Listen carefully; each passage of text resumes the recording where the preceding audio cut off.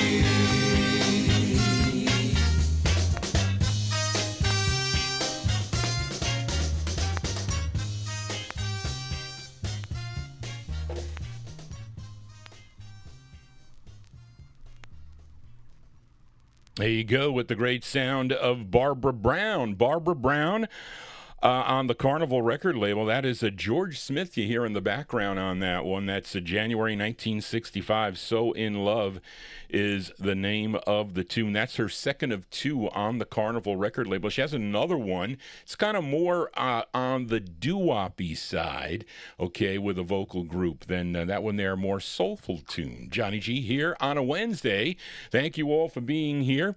And as you know, my Aunt Mary, very instrumental in setting my musical tastes on a lot of these records, because she was a product of the early 50s R&B and rock and roll. She grew up, she was class of 1961, you have to say.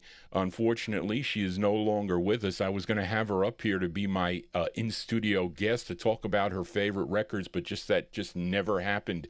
But really, both my Aunt Mary and also my Aunt Antoinette, they were really big into the music scene, and they knew a whole bunch of, they weren't in it like I was in depth, but they did buy some great records when they were buying records back in the 50s. My aunt bought records into the 1970s, so she was kind of moving on as the music changed.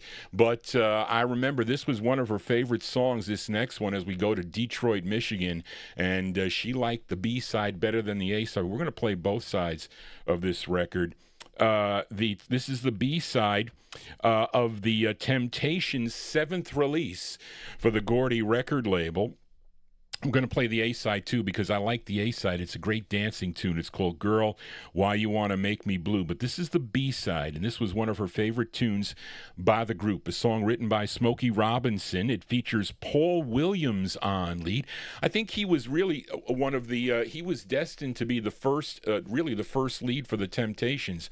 But then I think they went to Eddie Kendricks a little later on. But they all did leads. They all sang on their records, and they were really fantastic, really at a time when the music was great, you have to say. Well, let's go to August 1964 for the great sound of the Temptations on the Gordy record label. This is the B-side of their 7th release. I like this record a lot, and so did my aunt. It's called Baby, Baby, I Need You, the Temptations. Here you go.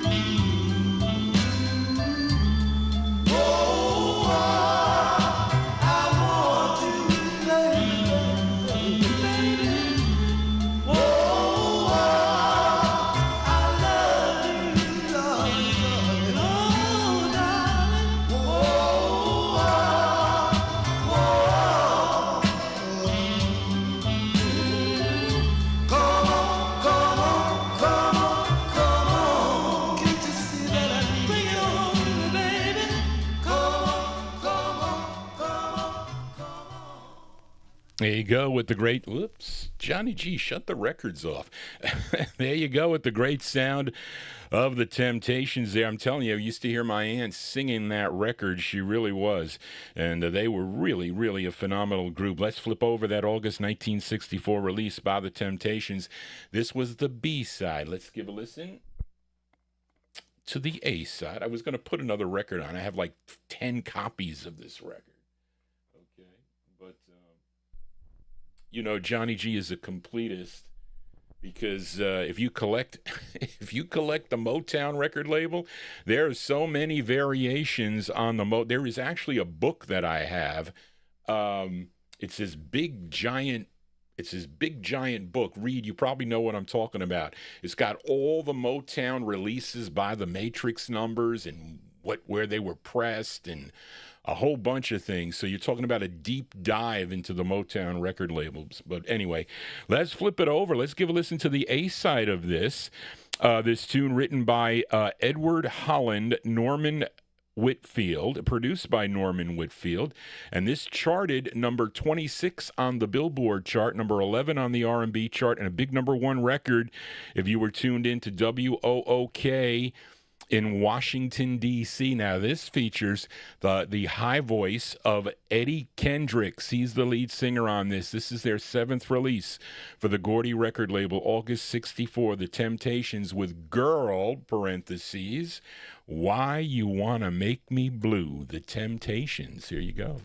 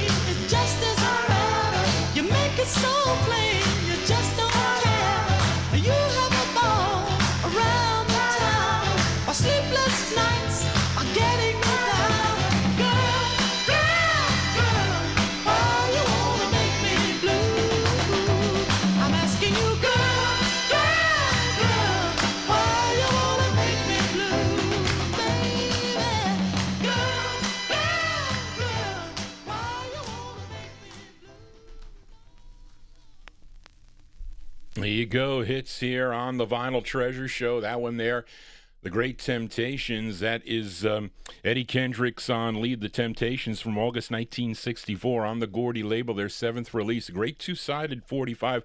Many of them, Malcolm Baumgart, you mentioned, I think you did, that the flips I had, and I was thinking, I didn't want to play the My Girl side, but we definitely, I have no problem playing flip sides here, and really, you must flip over your records. Don Folletti, I taught Don Folletti, I just saw it, to flip over his 45s. You must do that. My Aunt Mary did that. She taught me that, and I taught a lot of people to do that. You should do that. But anyway, there you go. Girl, Why You Want to Make Me Blue. That's the sound of the Temptations. Eddie Kendricks on lead. Let us continue here. Let's fill a request now for Adrian Viterbo. Adrian, you're so nice with your email last night, so thank you for that birthday email you sent me. It is much appreciated. Adrian Viterbo, he is one of my loyal listeners listening in Mexico, and he is a big fan of the Lowriders and the girl group sound. So, and he's been listening here for a while, and he discovered my show here on YouTube. And this is a request for Adrian Viterbo. And this one, Don Folletti can kind of fill you in a little bit about this record, maybe more than I can. Okay, but this is a group out of Newport News, Virginia. They were discovered performing in local nightclubs, and they had several releases on small local independent labels. But here's one they had on the Solitaire label. You have to correct me, Don, if I am wrong. This is what they had on the Solitaire label out of Williamsburg, Virginia. And this is produced by Don Folletti, who was in our chat room there. And I think this probably was your partner on this record, Bill Mercer. And that is the same Don Folletti, yes, together with Eddie Grice, that formed the Relic record label, and also put out all those great LPs and a whole bunch. Don really did so much for this music. You would never know. You really wouldn't. Same thing with Wayne Sturley. There's so many people behind the scenes that not many people know were involved in all our music here. But I'm so glad that he's tuned into this program here and feel honored that Don watches this show. I do. But I think you were attending William and Mary High School at the time, Don, if I'm not mistaken. Of course, this information was that just I did not know, but somebody knows this information, and Don knows who that is. And at the time, he paid and produced this session with his partner, Bill Mercer. This was recorded at the Edgewater Studio in Washington, D.C., Okay, Cashbox Magazine gave this a 4-star rating. Don, this should have been a hit. Okay, it should have. And this charted number 23 on WRAP out of Norfolk, Virginia. This is a request for Adrian Viterbo from November of 1963. Let's give a listen to Roy Hines and the Cobanas. That's the name of the group. This is on the Solitaire record label. It's called I Can Live. This is for Adrian Viterbo. Here you go, Adrian.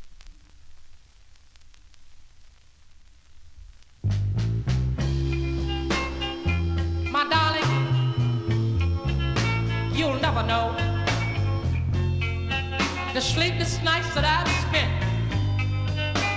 knowing that the love I possess for you is stronger than that of Venus and as wealthy as a treasure of Fort Knox.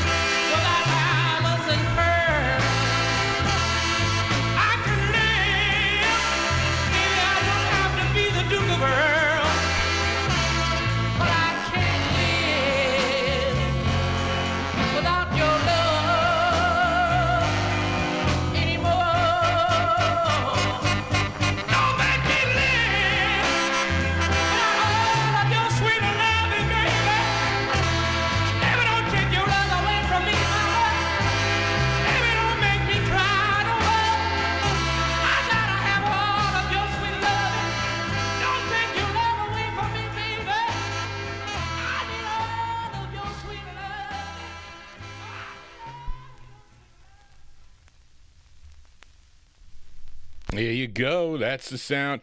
That's the sound of Roy Hines and the Cobanas. Roy Hines and the Cobanas there. That's on. Has any more of those records, you should put one up on your next auction, Don. I think you should do that. November 1963, I Can Live is the name of the tune. That one there on the Solitaire record label. Now, was this pressed? I think this was pressed at K Records in Little Ferry, New Jersey, if I'm not mistaken. But anyway, let us continue here on the Vinyltreasure show. And let me check my notes here as Johnny G is fallen behind And we're going to do a request now for listener Edmund Williams. Here we go. And you all know this next group. I didn't get a chance to show it to you. But this group is out of the Bronx, New York. They formed while they were all in high school. They were discovered by Ronnie Mack, who brought them over to Laurie Records. And Ronnie wrote the group's biggest hit. You know the song. And I dare not play it on the program, although it's a great record. I think He's So Fine, but it's played on all the stations. So I would want to kind of frown away from the big hits, only because of the copyright police.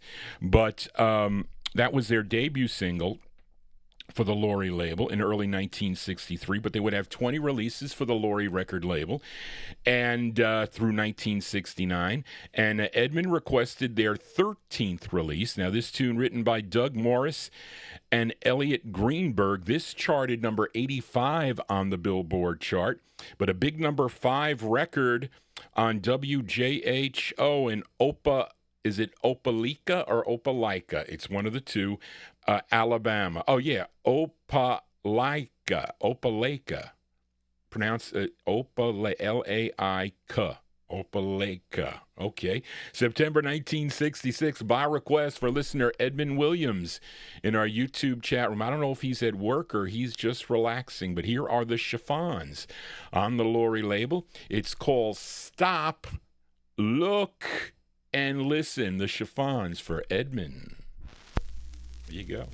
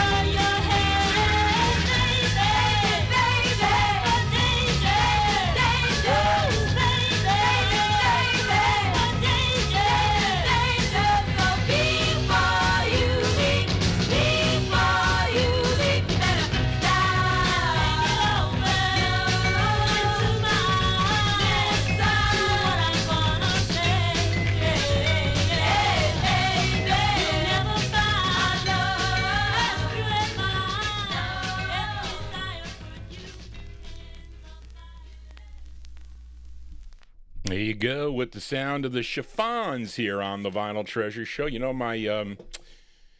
my stream for Oldies and More Radio is dropping here, so I don't know what's going on with that, but I had to restart it. That's not good. I have to connect them all for for KKSM out there. So I don't know why there's, I think it has something to do with the silence on the, and I'm afraid to play around with the, I don't have time to go research it. I got to do that because that's not good.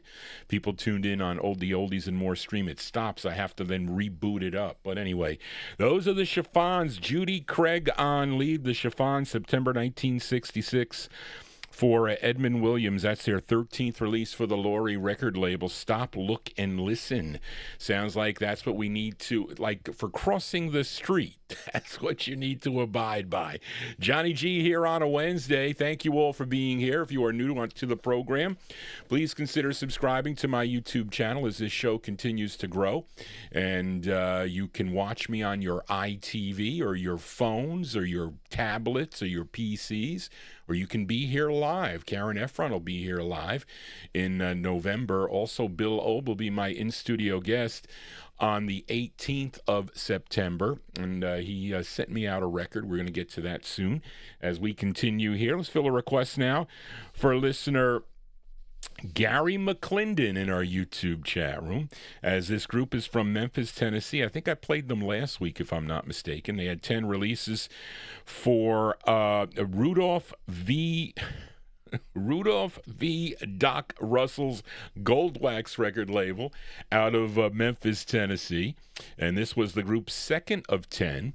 This tune co-written by group members Lewis Williams and Nathaniel Lewis. This charted number 61 on Billboard, number 22 on the R&B chart. And this was a big number 4 record if you were tuned in to WDIA in Memphis, Tennessee. Now, the lead singer on this sounds so much like Sam Cooke, but you could be the judge. His name is Lewis Williams. This one from April 1965 going out to Gary McClendon in our YouTube chat room, the sound of the Ovations.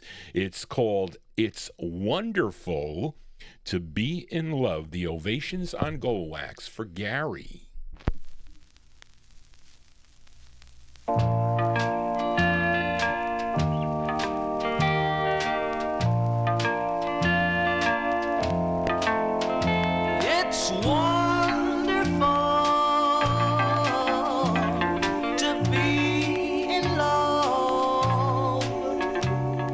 Somebody,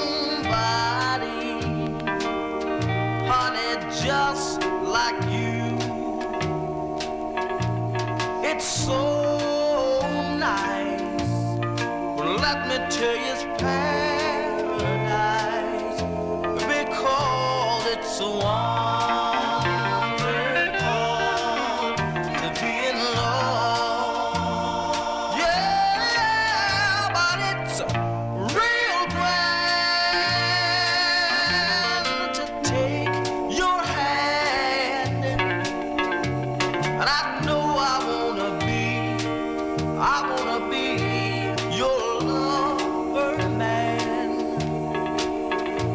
cause I need you so, and I'll never let you go, because it's so wonderful to be in love. Oh, when you kiss my lips, I really flip. When you're in my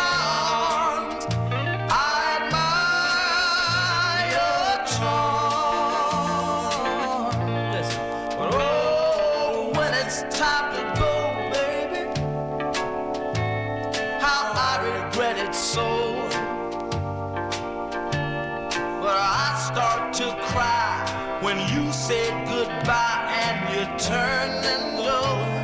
Yeah, but it's real grand to take your hand. And I know I wanna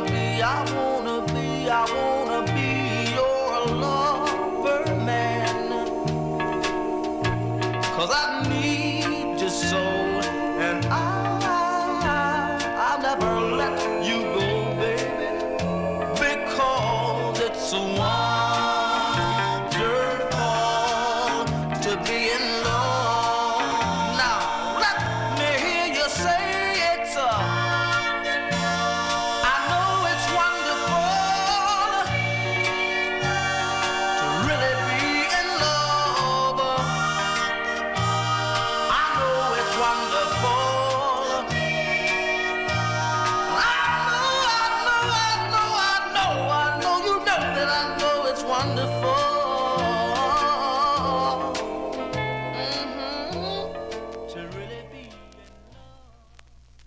you go, the great sound of the Ovations there. Listen, that lead singer by the name of Lewis Williams, he's trying to sound like Sam Cooke on that tune, I have to say, but that's April 1965. That's going out to Gary McClendon in our YouTube chat room. The Ovations there with It's Wonderful to Be in Love. That's on the Gold Wax record label, and that's their second, but they have other releases also on the MGM record label and also on the Chess label. Johnny G here on a Wednesday as we continue here. And you all know this next, a girl group here out of Passaic, New Jersey. This is a request for listener Frank and Jerry Gingaro in our YouTube chat room. Of course, they came on the scene, this group, back in 1958 with their debut single called I Met 'Em on a Sunday. It's on the Tiara record label. Would get picked up by Decca Records for national distribution, but so many great releases for the group, especially when they signed with Florence Greenberg's Scepter record label. And they had 36 releases between the years 1959 and 1968. Now, Frank requested their 31st release on the Scepter record label. And this tune, written by Joe Armstead, Nick Ashford, and Valerie Simpson. It's an X, Charlene. The typo. Produced by Stan Green, arranged by Paul Griffin. Let's go to November of 1966 now for the Shirelles. The Shirelles on Scepter Records. I think, Charlene, this is Shirley. I think it's Shirley. Oh, she might have been Shirley Alston at the time, but I think she's the lead on this. The Shirelles on Scepter Records. The song is called Look Away. This is for Frank and Jerry Gingaro in our YouTube chat room. Here you go.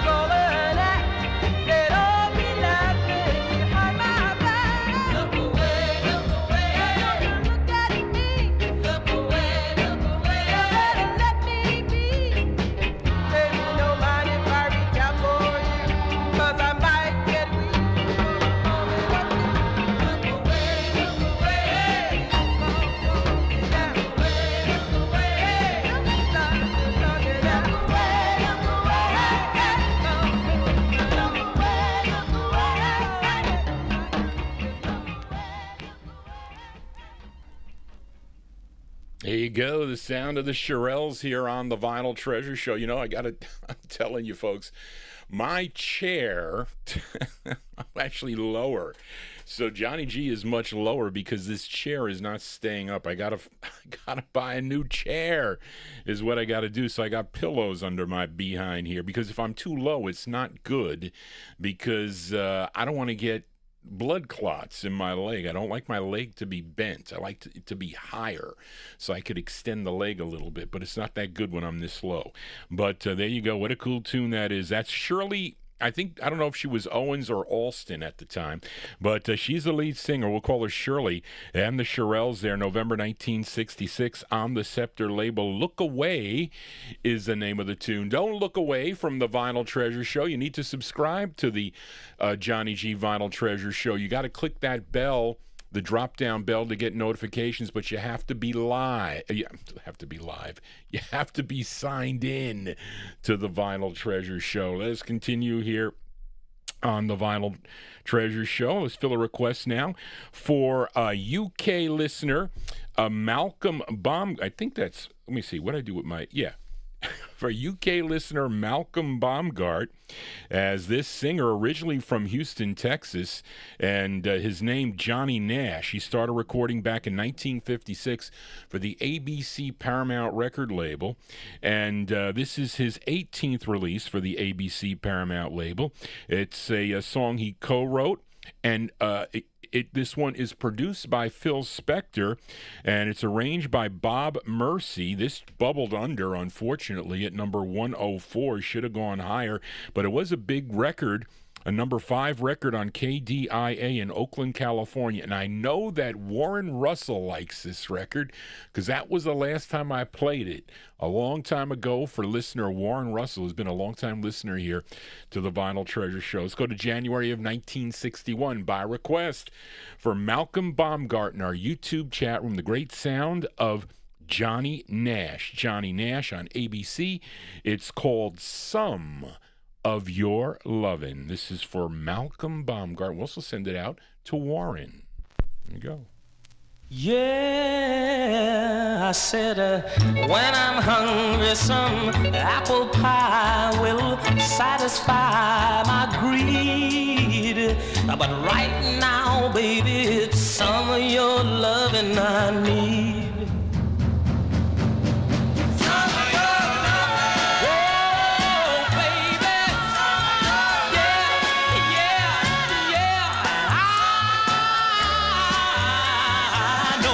So what I need, what I need, what I need, what I need, what I said, when I'm thirsty, some sparkling wine will do real fine indeed. But right now, baby, it's some of your loving I need.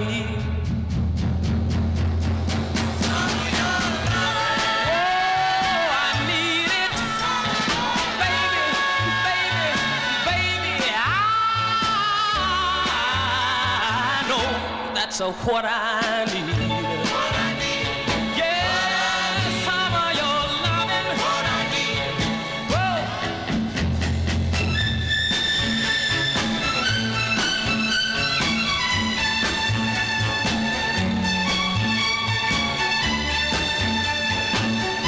That's what I need.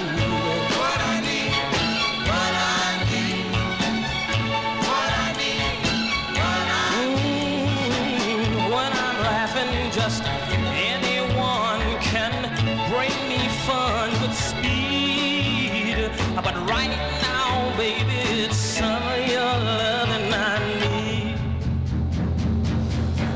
Some of your loving.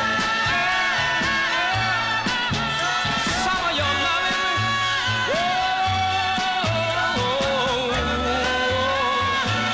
Oh, that's what I need.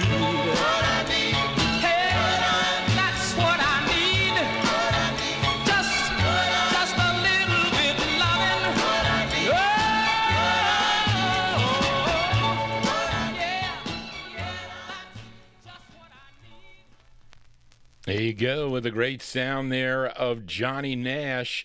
Johnny Nash on the ABC Paramount record label there, and a song entitled Some of Your Lovin'. I lost my place here.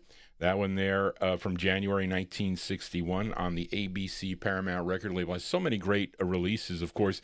A big record he had was Hold Me Tight, with that on the Jad record label. I have featured that here on the program. But anyway, let us continue here on the Vinyltreasure show. And, oh, that's a record. You see, Johnny G sometimes lucks out with when I was buying 45s, I was running labels, multiple labels, and I ran the ABC Paramount label. So I was getting non-group records for $1. And you can't go wrong to get a record like that for $1. I don't know what that record sells for nowadays, but a lot of the records that you hear not I want to say everything, because I have paid some big bucks for some soul records, but mostly vocal group harmony records I paid a lot of money for. But anyway, let us continue here and fill a request now for L.A. Arch in our YouTube chat room. We just lost this singer. She passed away on June 18th of 2025 at the age of 80, but she left us with some great music, and this was a tune here that Arch requested. This gal, born in Charleston, South Carolina, she would move to Evansville, Illinois, and hold on a second, folks, something is bothering me here. And I don't know what it is. But anyway, I hope it got rid of it. That's real television for you. And she moved to Evansville, Illinois in 1956. She would become the lead singer of a group called the Druvels, okay, which included her sisters Lorraine and Emma and a bass by the name of Carlton Black. Okay, and you may know their debut single back in 1963, a song called Tell 'Em. But she, who was the lead on that, would re-record it in 1967, and it was her first solo release for Capitol Records, her first of 13 for the Capitol record label, and it was written by the male of the group, his name, Carlton Black. This charted number 92 on Cashbox, number 85 on Billboard, 22 on the R&B chart, and a big number one record if you were tuned in to WHAT out of Philadelphia, PA. Let's go to April of 1967 for the great sound of Patty Drew. And this is a request for listener L.A. Arch in our YouTube chat room. Patty Drew on the Capitol label, the second time around for her with the tune Tell Him for L.A. Arch. Here you go.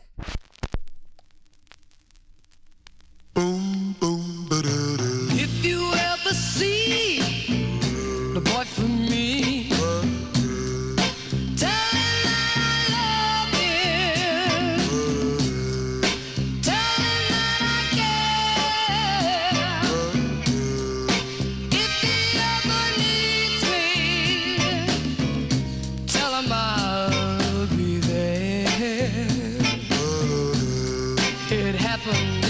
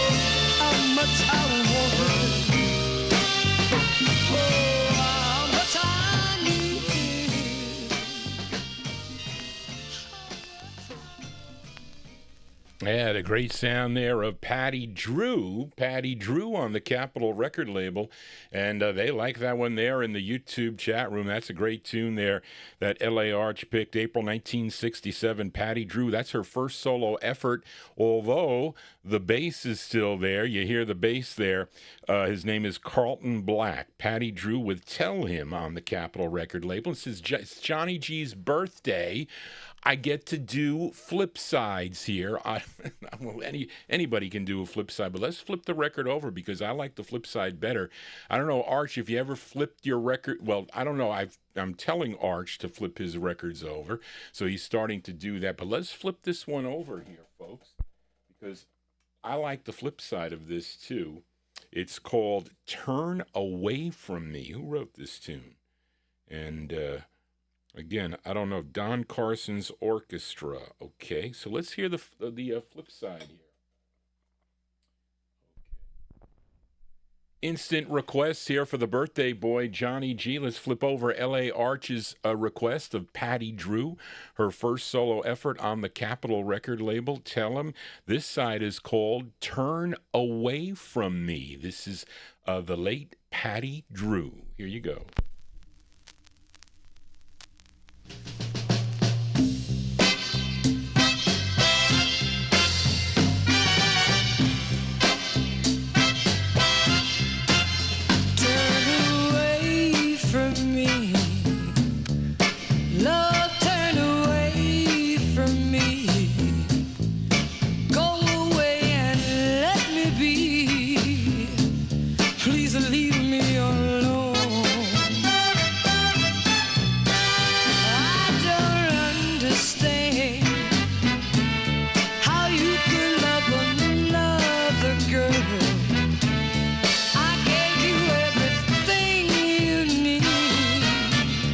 You walked out on me.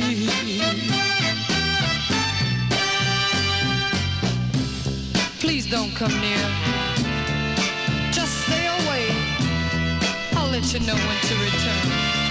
But until that day, don't come around and please don't bother me. Why don't you just leave me alone? So she's done you wrong.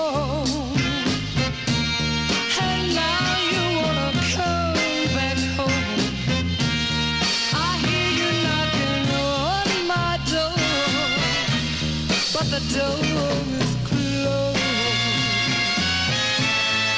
Turn away from me.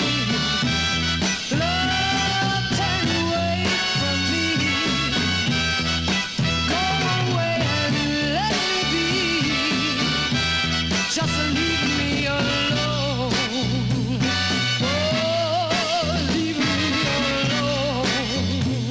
Don't knock, just leave me.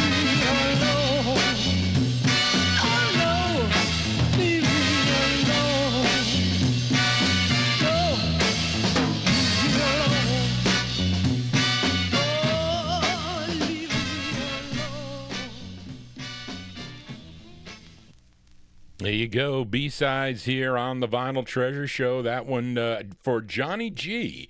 Turn Away From Me is the name of the tune. That is the late Patty Drew. Prior to that, we heard her first solo effort, a request for listener L.A. Arch in our YouTube chat room, song entitled Tell 'Em from April of 1967. It's on the Capitol record label.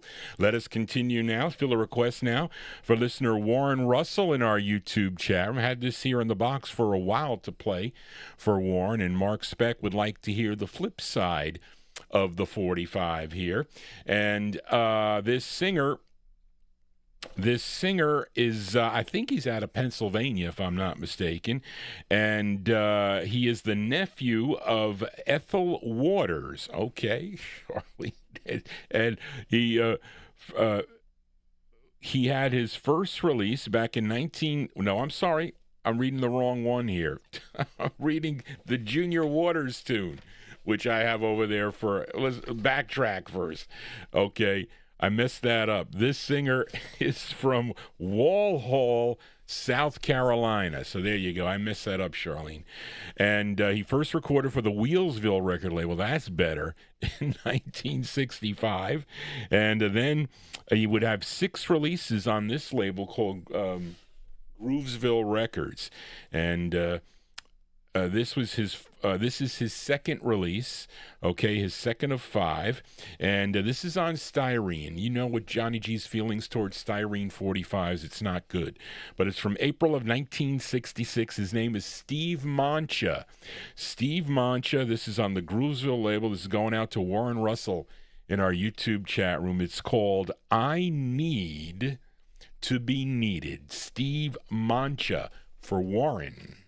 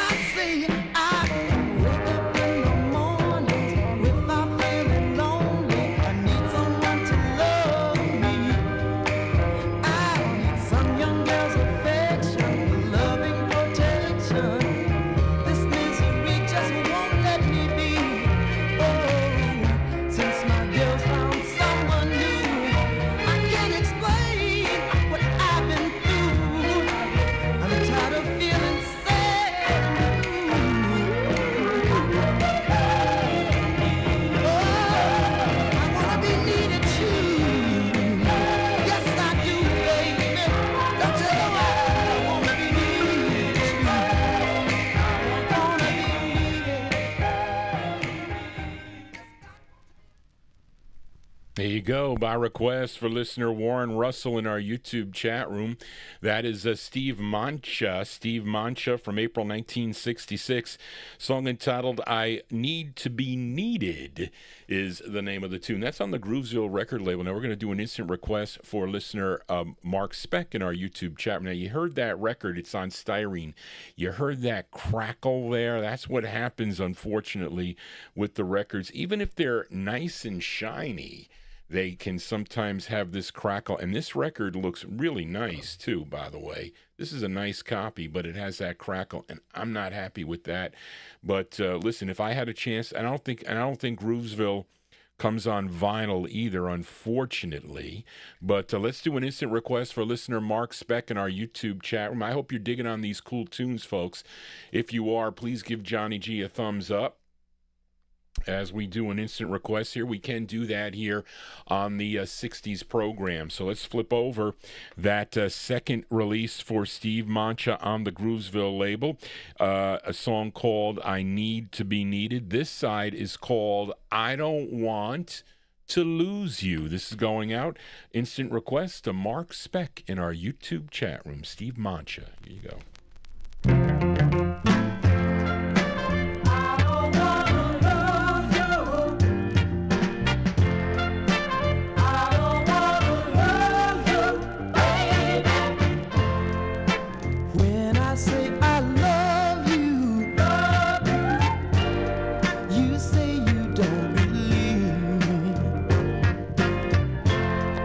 Yes, you claim that I don't love you, and that you want to leave me. But I'm just here to tell you, oh, never ever will I want to let you go. 'Cause I know I'll be one to lose, baby.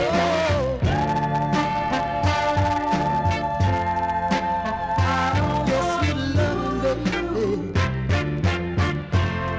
You claim that I've been running around with another, but believe me when I say there's no other.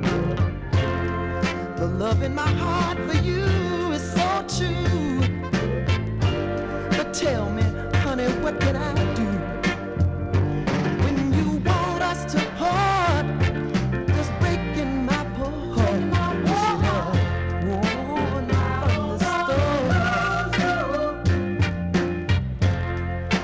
I don't wanna lose. I don't wanna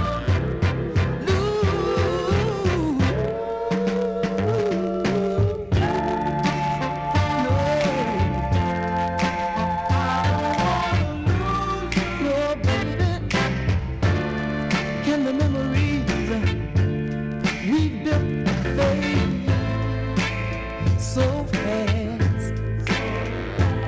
Considering all my love and devotion, can you honestly say that you can cast my dreams for another?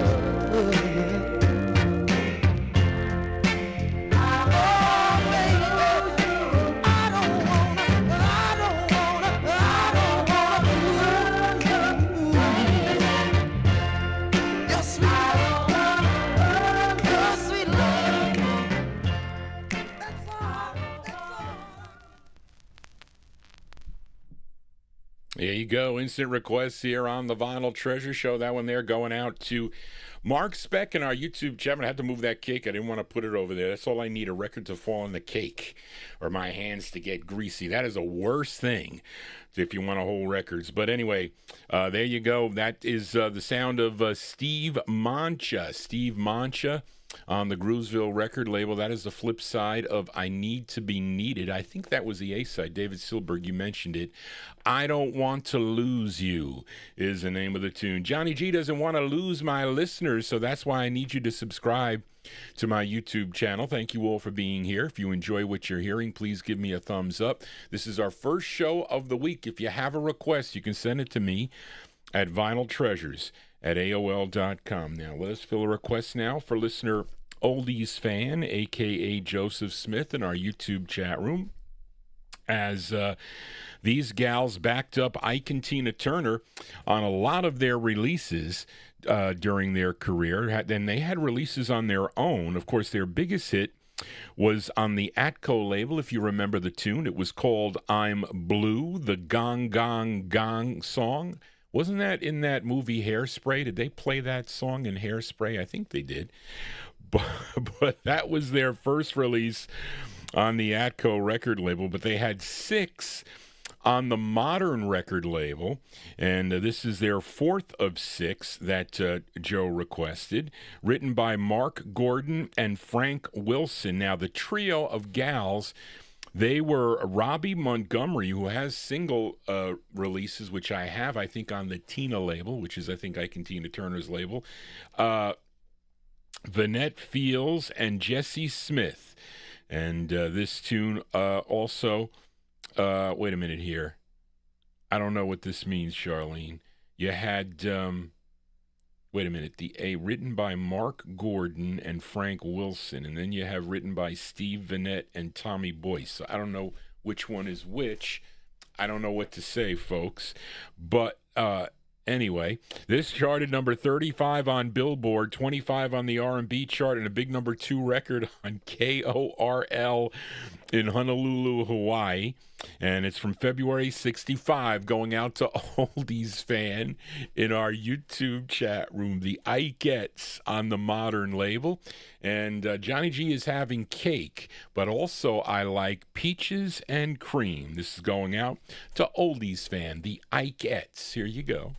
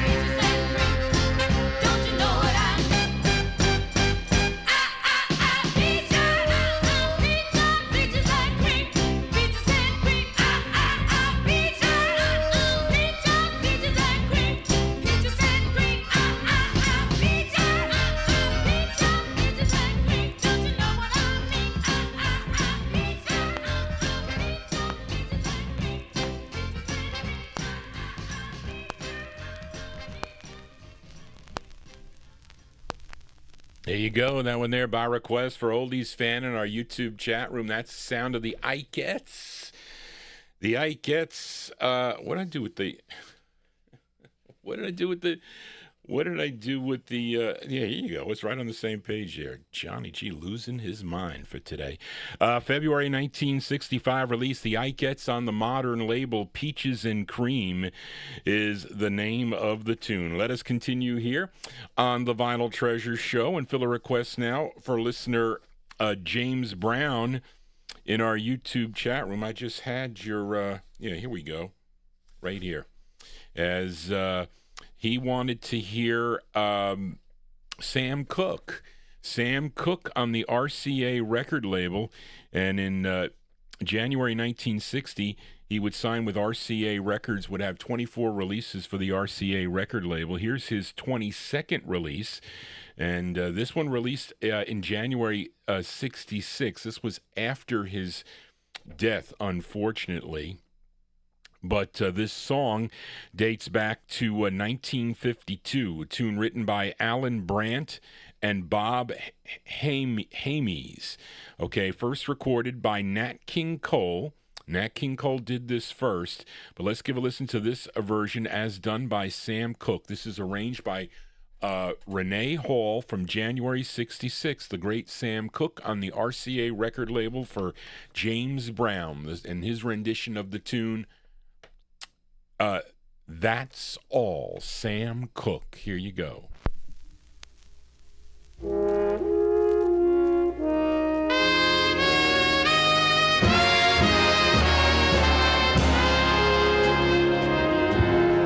I can only give you love that lasts forever, and the promise to be near each time you call, and the only heart I own for you and you that's all, that's all. I can only give you country walks in springtime and a hand to hold when leaves begin to fall, and a love whose burning light will warm the winter night. But that's all, that's all. There are those, I am sure, who have told you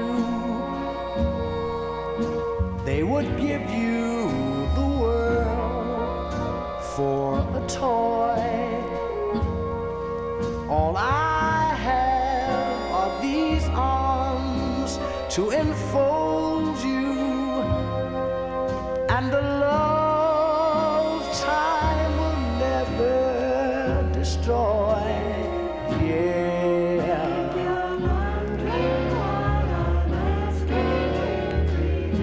Dear, I'm not asking much.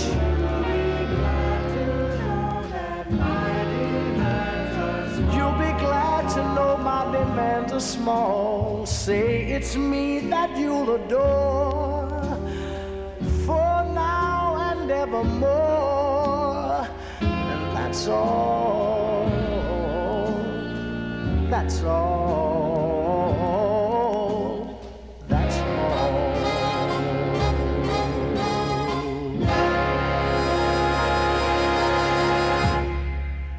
Yeah, it's a great sound of Sam Cooke here on the Vinyltreasure Show, as requested by James Brown in our YouTube chat room. Sam Cooke's rendition of the tune That's All. That one there released in January of 1966. And James also requested the flip side as well as Big Dave's Swinger. So let's flip it over here. And let's see, this is arranged and conducted by Stan Applebaum, produced by Hugo and Luigi, and this tune written by Sam Cooke as we play. Was this, wait a minute, was this the A side of the record? Let me see. No, I see that I'm looking at a promo here, and does it say plug side here? Let me see, on the Feel It side. Not for sale. Maybe, it's possible they did not plug the side. And I don't see it on the white promo here, but either way, let's do a flip side request here for listener James Brown and also for Big Dave Swinger, the great sound of Sam Cooke. This is the flip side of That's All, the song entitled Feel It, Sam Cooke on RCA. Feel it, feel it, feel it, feel it. Baby, when the band is playing, solid beats, all make you wanna move, make you wanna groove, make you wanna pat your feet. Don't fight it, feel it. No, baby, when you're dancing near me, with your cheek close to mine, and you begin to feel a funny little thrill moving up your spine. Don't fight it, feel it.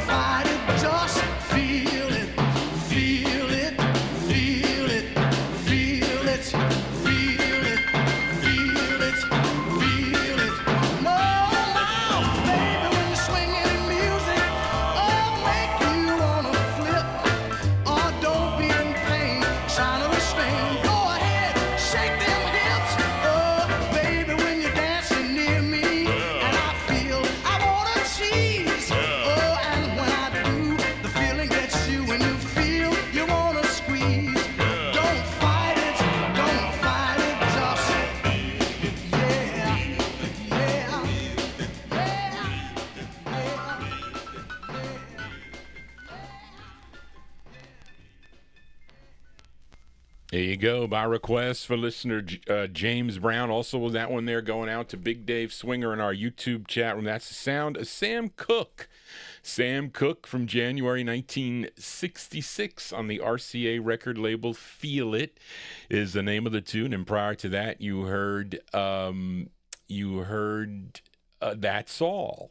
And that was, let me see, the single was originally issued in August of 61. Oh, that side? I didn't know that.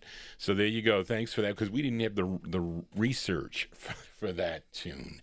Let us continue here on the Vinyltreasure Show. You know, Johnny G always welcomes comments, and it's good because we get a big crowd of people that tune into the program. So, and a lot of the listeners, including myself, and Charlene should pick up information that comes in by the listeners. And even when you, many of you send me your requests, a lot of you try to make Charlene's job a lot easier and to give some information about the group. So that is always great when you're making your requests. So it kind of makes Charlene's job a little bit easier, because sometimes she has difficulty with the 1960s. She always tells Johnny G about it. But anyway, let us continue here on the Vinyltreasure Show. Fill a request now for listener Avatar in our YouTube chat room as we go to Los Angeles, California for this gal. Her name is Beverly Noble. Now, she was 14 years old and was a school classmate of George Mottola.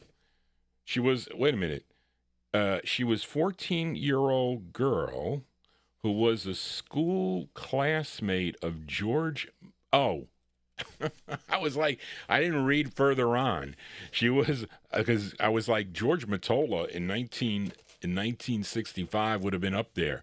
But no, George Mottola's daughter and Ricky Page's daughter. So that would explain it, possibly. First recording for the Sparrow label in 1964. I think I have that record. Was that like a cover of the Shields You Cheated, maybe? I don't know. But in 1964, wait a minute. Then that was in 64 on the Sparrow label. Then in 1965, she had this release on John Fisher's Rally label, which was out of Los Angeles, California. Now, this tune written by George Mottola and Ricky Page, and it's produced by Mottola. I call him the West Coast George Golner is what I call him. This is arranged by Don Rolk from May 1955. This is by request for Avatar, Beverly Noble. On the Rally label, it's called Better Off Without You, Beverly Noble. Here you go for Avatar.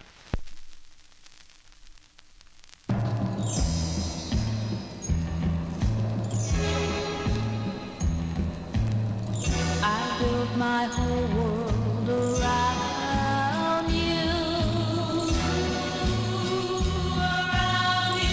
From the moment I found you,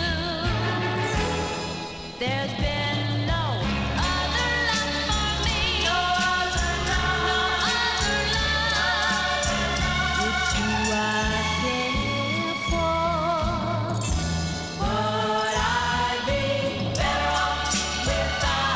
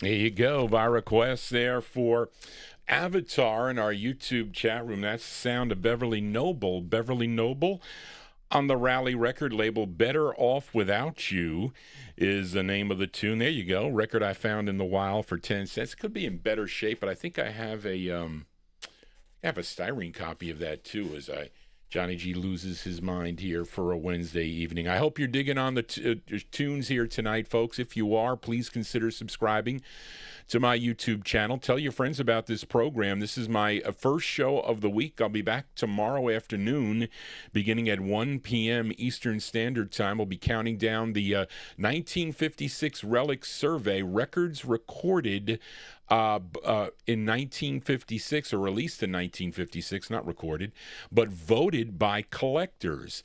Now, I was thinking about that Relic Survey for a second, and I thought possibly what I would have done to eliminate maybe the single votes, even though some people might not have known of any, I would have picked the records that at least had 2 votes on them, at least to do the countdown. I probably should have done that, because at least if they have 2 people that voted for it, at least it would be somewhat legit. Well, it is legit, but I think it would have a lot more meaning. That's what I think as I babble on here. But let us fill a request now for listener Ivar Shiva in our YouTube chat room. Now, if I remember correctly, maybe you're going to be celebrating a birthday soon also. Johnny G is a Virgo. My birthday is today.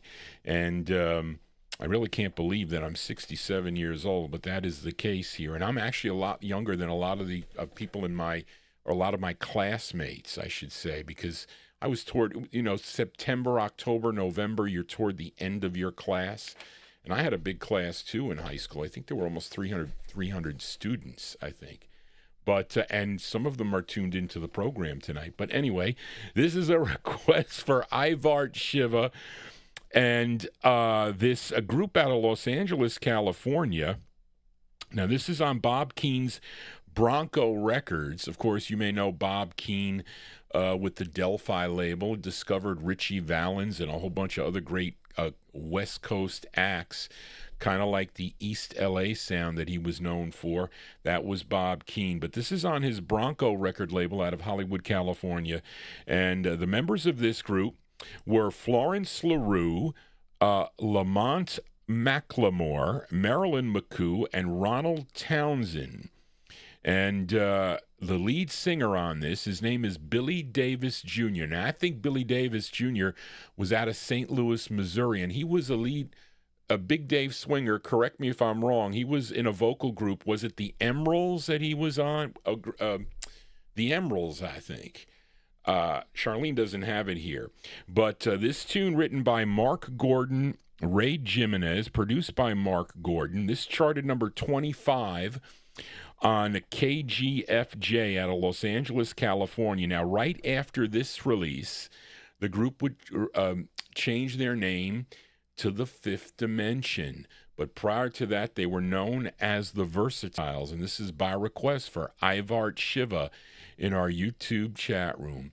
From April 19th, I'm trying to read the chat at the same time here. From April 1966, by request for Ivar Shiva, here are the Versatiles with Billy Davis Jr. on lead on the Bronco label, and it's called You're Good Enough for Me for Ivar Shiva. Here you go.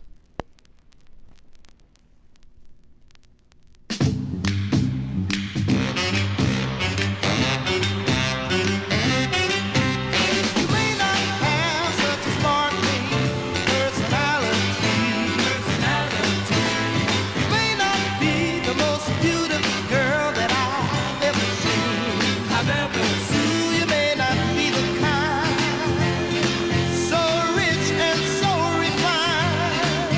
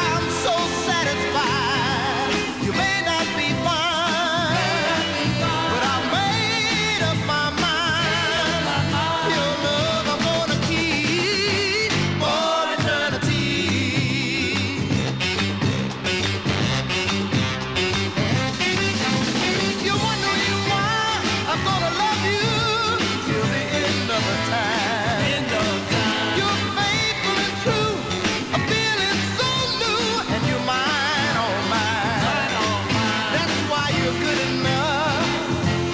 That's why I'm so in love. Because my heart told me so, and that's why I know you're good enough for me.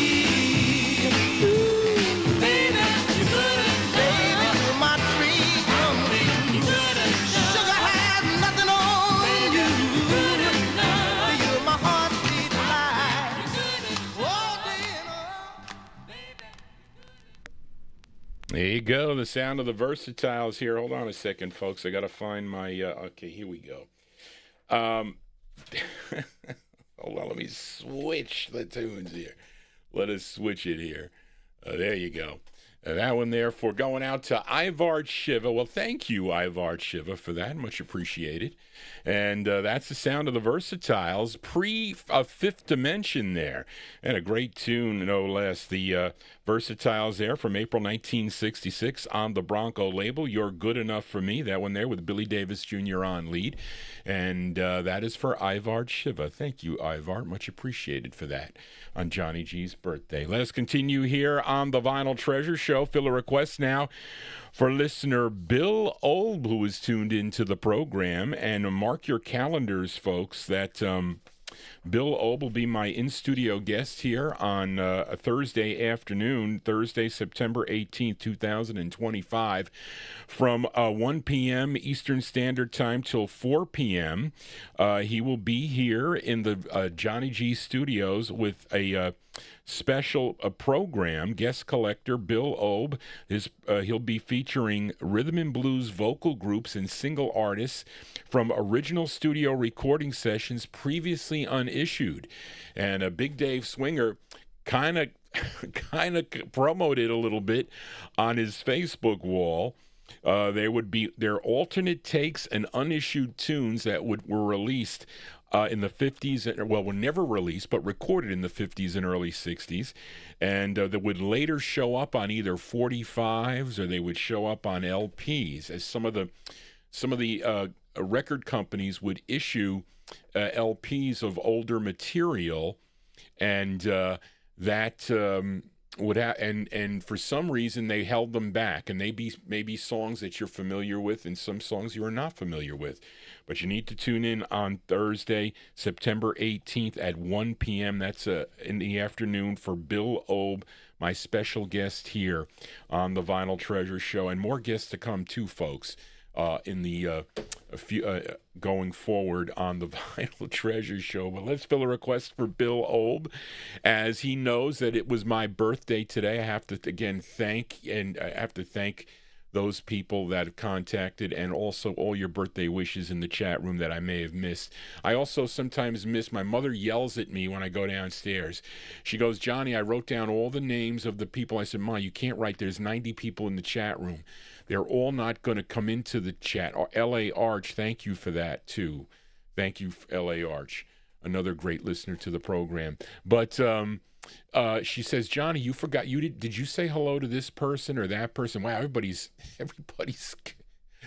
Thank you, David Vielma, another great listener to the program. I got to play your records here.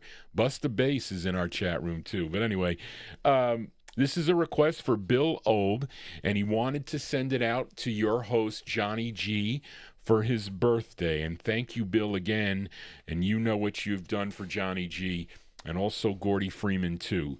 And it's a birthday song. Came out on Leonard Chess's Checker record label. This gal by the name of Gloria Brown. This tune written by Joy Byers, produced by Bob Johnson.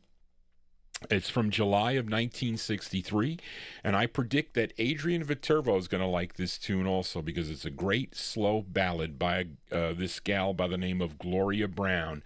Gloria Brown on the Checker record label by request for Bill Olb, and he's sending it out to Johnny G on his birthday. The song is called Happy Birthday for Bill Olb. Here you go. Happy birthday to you. They're singing happy birthday. Happy birthday. Gee, if they could only see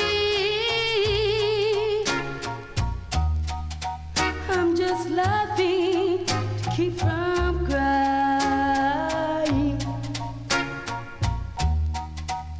'Cause Johnny don't love me.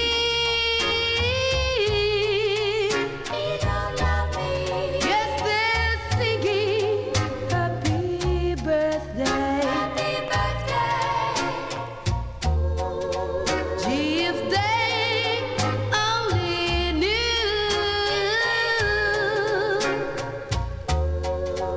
how it hurts to see him standing there with his arms around Sue.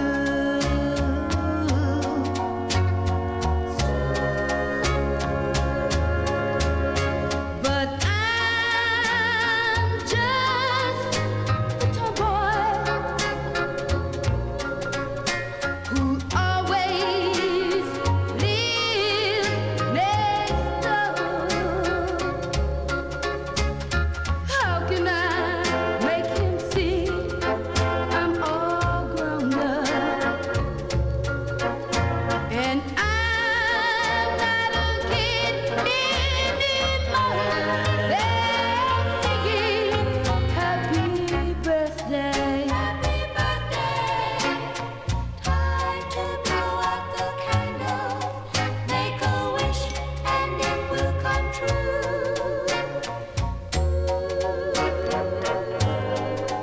Well, here goes. Oh, Johnny,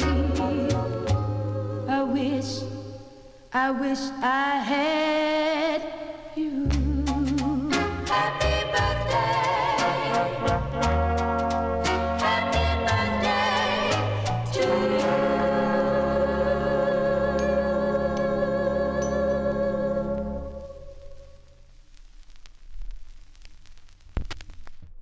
Whoa, folks, there.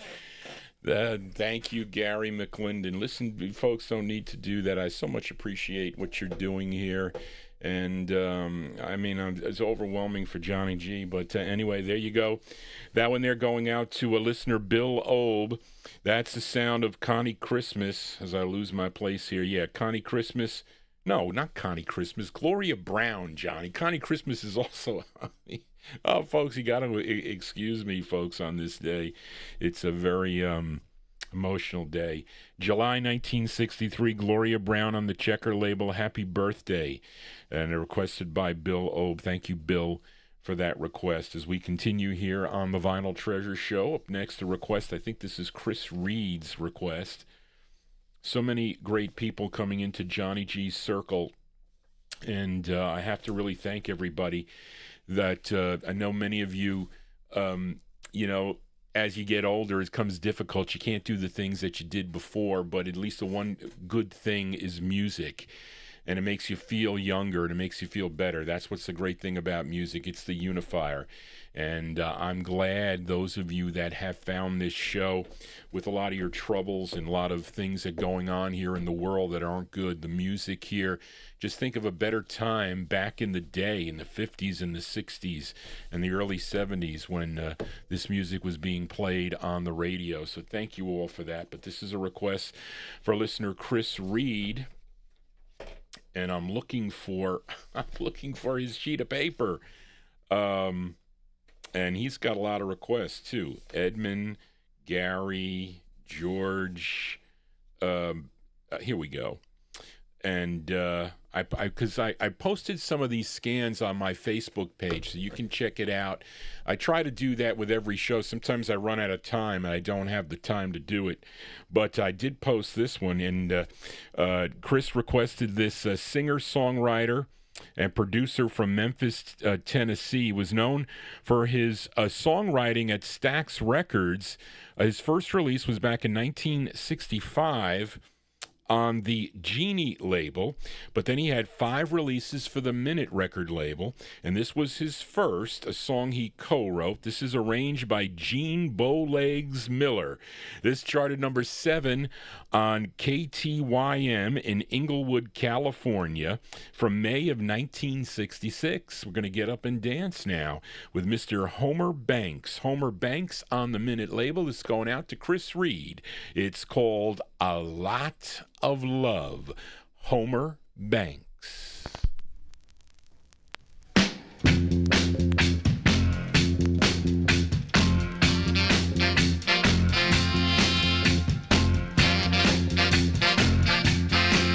I know the desert can hold all the love that I feel in my heart for you. If I could spread it out across the sea, I know my love would cover it up. Yes, it would. Ain't that a lot of love? Yeah, yeah. If the cooks in the kitchen had a touch as hard as yours, they wouldn't need a fire. I can't think of a word that describes you better than desirable. No, I can't lie. Ain't that a lot of love? Yeah, one heart to hold. Now, baby, your lips, and honey, you are mine. You got a smile. Now, ain't that a lot of love? Yeah, one heart to hold. If the bees only knew how sweet you was, baby, they would sing up that honeycomb. If the birds could hear how sweet your voice is, they would light up the song shed. Ain't that a lot of love? Yeah, one heart to hold. Now ain't that a lot of love? Yeah, one heart to hold. Now ain't that a whole lot of love? Ain't that a whole lot of love? Somebody tell me, please. Somebody tell me, please. Somebody tell me, somebody tell me. Ain't that a lot of love? Ain't that a whole lot of love? Ain't that a whole lot of love, baby? Ain't that a lot of love? Ain't that kind of love? Ain't that kind of? Ain't that a whole lot of love? Baby, do you hear me? So when was the song Gimme Some Lovin'? What year, when was that released? 'Cause that sounded like the beginning of Gimme Some Lovin'. Didn't it sound like that? I don't know, maybe Johnny G losing his mind, but this was released, wait a minute, this was released in May of 1966. When was that song released, though? Homer Banks there on the Minute record label. A Lot of Love is the name of the tune, going out to a Chris Reed. And he also had 3 releases in the 70s on the Warner Brothers label, and he passed away on April 3rd of 2003. He was 61 years old, passed away from cancer. Oh, and actually it says here, this song, A Lot of Love, was covered by Sam and Dave. They covered it in 1968, and also Three Dog Night covered the tune in 1969. This specific song here, as done by Homer Banks. Johnny G is your Wednesday night DJ on my birthday here, so thank you all for being here. Thank you all for your birthday wishes.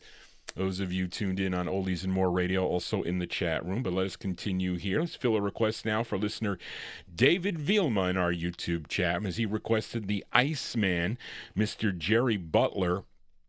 This is his 8th release for the Mercury record label. Those of you that were tuned into the radio back in April of 1968, you surely will remember this one, because I remember this, and I wasn't quite 10 years old when this 45 came out. It's a song he co-wrote with Kenny Gamble and Leon Huff. They also produced it. Gamble and Huff produced it, arranged by Bobby Martin, charted number 20 on the Billboard chart, number 18 on Cashbox, 4 on R&B, the Billboard R&B chart, and a big number 1 record if you were tuned into WCHB in Detroit, Michigan. His 8th of 33 releases for the Mercury record label. The great sound of Jerry Butler going out to David Vilma in our YouTube chat room. The song is called Never Give You Up, Jerry Butler. Here you go.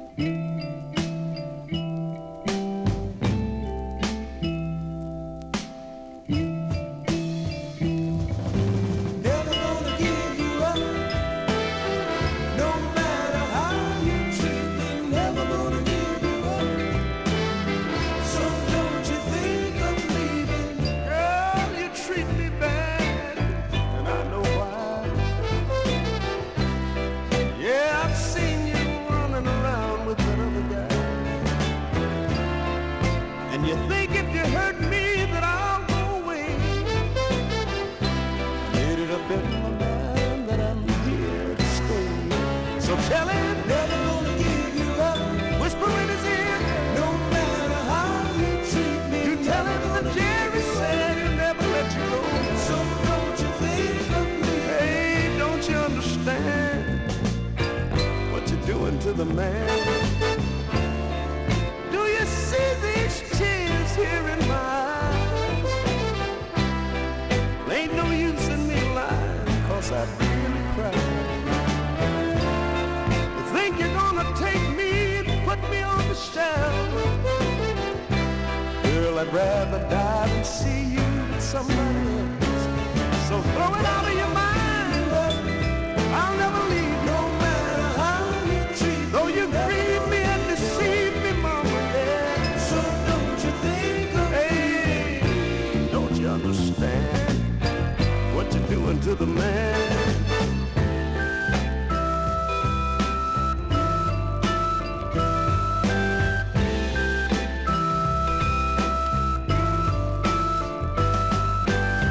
My friends all say that I'm your fool, and you're using me like a carpenter uses a tool. And I know their intentions are all very good. Some of them would help me if they could, but I'll never, never, never, never, never let you go. No matter what you say, so don't you think, hey, don't you understand that you're killing this man? Never gonna give you up, no matter how, no matter what you do to me, baby, now. So don't you think, one of these days I'll be standing around the door, no matter how, even though you say that you don't love me no more. There you go. That one there going out to David Vilma in our YouTube chat room. That's the sound of the Iceman, that Mr. Jerry Butler there. Jerry Butler from, well, I lost my place here. From April 1968 on the Mercury record label, Never Gonna Give You Up. Never Give You Up is the name of the tune. That one there on Mercury Records. And then it's so what happened with that record and a bunch of other hits. So I told you about, not that I want to go into the details of it, but I got canned from a company called Ingersoll Rand. They were in Montvale, New Jersey, over on Chestnut Ridge Road. So there was a couple of the people there. They found out that I was a record collector. So one of the guys there said, you know, Johnny, we had some water damage in the basement, and we got a box of records, but you can have them for $10. I said, well, how badly are they water damaged? So he said, well, some of them are stuck together. I said, well, that's not good. I said, I got to look at them first before I take them. So he brought this box in. He put them in another box, and that was one of the records in there, and it wasn't stuck together. It was okay, but you can see I was like, whatever he used to play it or whoever owned the records, it kind of gets that distortion on it. But that's how I would pick up records from time to time when I went to the companies I worked for. And I actually met people that are now tuned into this program or listen to either on the archive or whatever, tune into this show. But anyway, so that's the deal with that record. Let us continue here on the Vinyltreasure Show. Let's fill a request now for Grayland, a.k.a. G-Dog, in our YouTube chat room. This was another one I found out in the wild. It's not in the greatest shape, but it's okay. And this gal, born in Memphis, Tennessee, boy... This gal, Ivard Shiver, boy, you're thank you for that. I cannot thank you people enough, really, on my birthday, no less. But the request for listener Graylin, this is on the Stax record label. This gal born in Memphis, Tennessee, and she was born Mary Frierson. Okay, that was her name, but she was a member of the Drapels, who recorded for the Volt record label, and she decided to change her name, and Otis Redding actually suggested it to her. She goes, you got to change your name. You can't record under that name. So he suggested she become Wendy Renee. Okay, so she did it. She changed her name. She had 3 releases on the Stax record label. This was her second release, and this charted number 3 on WBBQ in Augusta, Georgia. Who are the writers on this one here, folks? Let me just check it. Cropper. It says Cropper and Brown. So that's Steve Cropper. Who's Brown? Okay, November 1964, by request for Graylin in our YouTube chat room, Miss Wendy Renee on the Stax record label. I'm sure some of you on your Labor Day on Monday had this. It's called Barbecue. Wendy Renee for Graylin.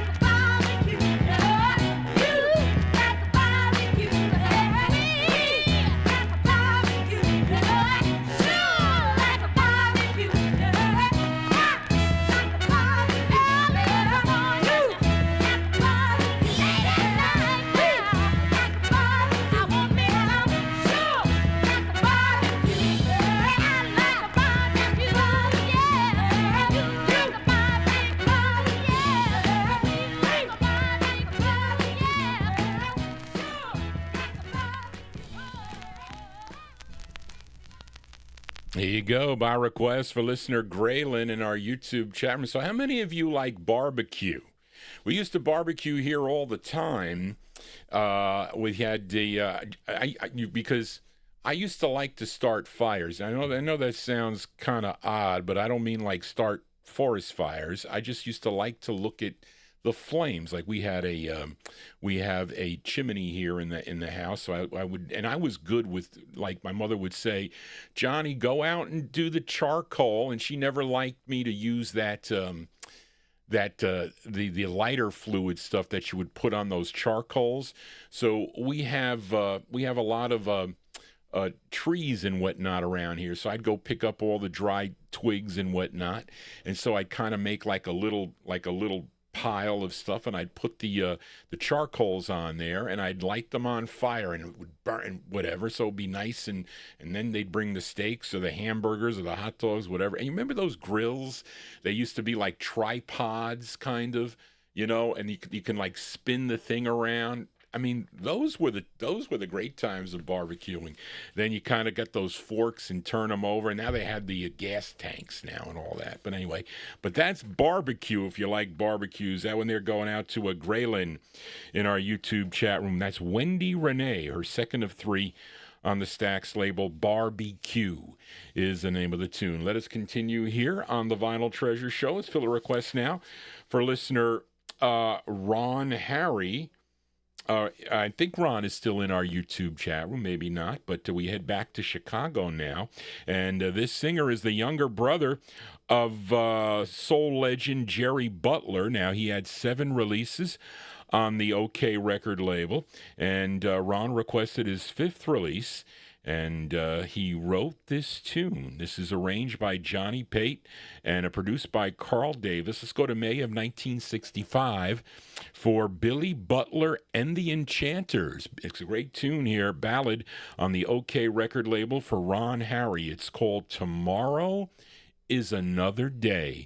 Billy Butler and the Enchanters for Ron. Here you go.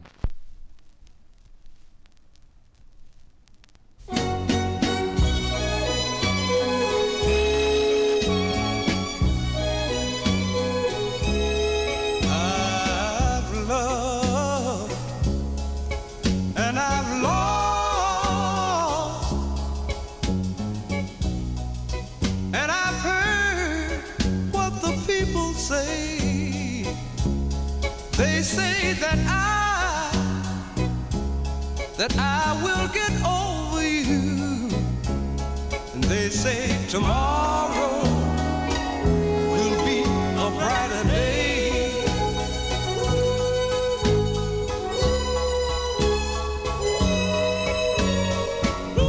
But what do they know of the sorrow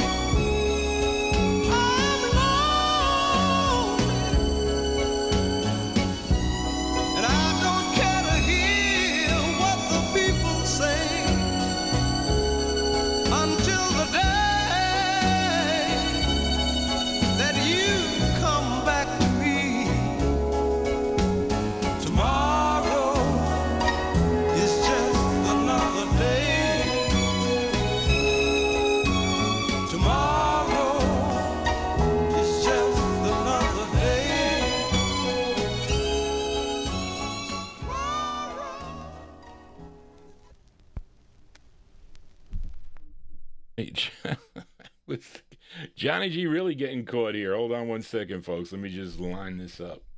Okay, there you go. That one there by request for Ron Harry in our YouTube channel. Whoa, we got the Copyright Police is out already. That's a little early for them. Oh, my goodness. Why would they be out on that record?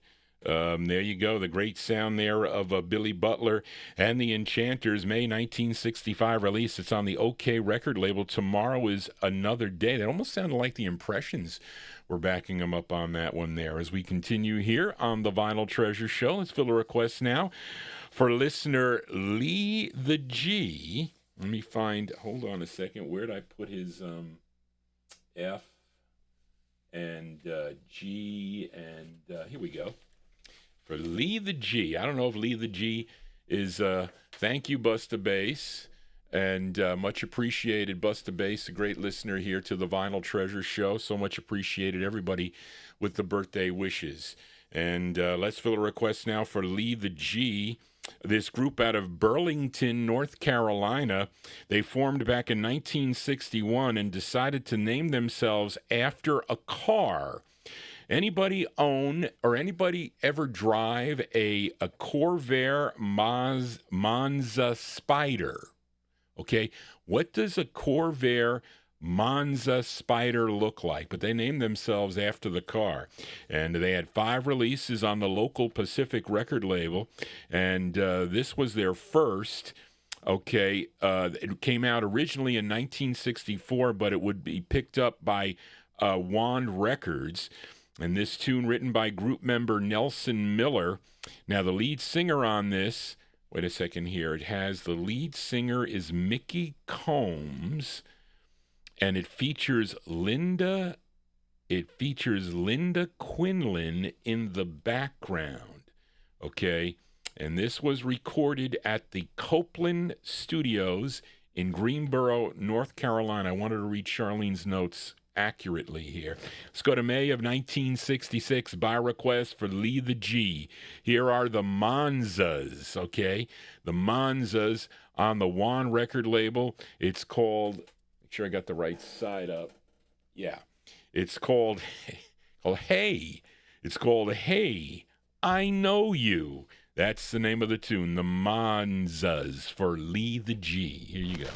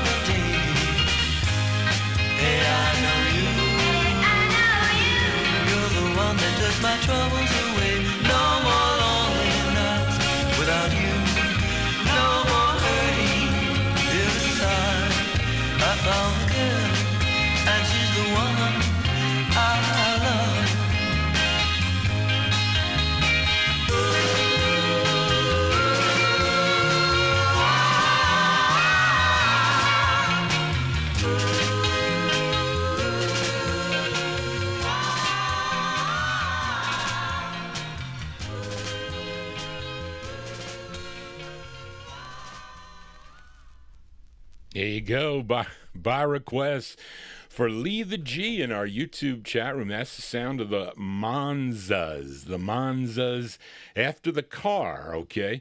In May 1966, featured it on the WFUV record label. That's first on the Pacific label. They got the copyright police out on that record? You got to be kidding me.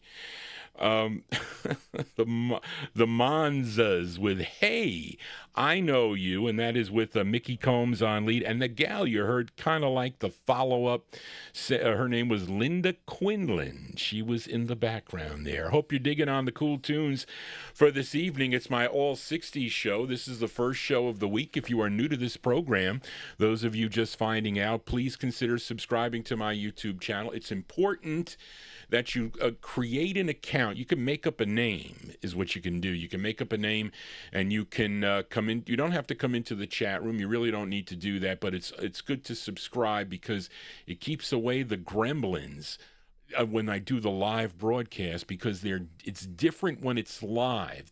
They will shut me down.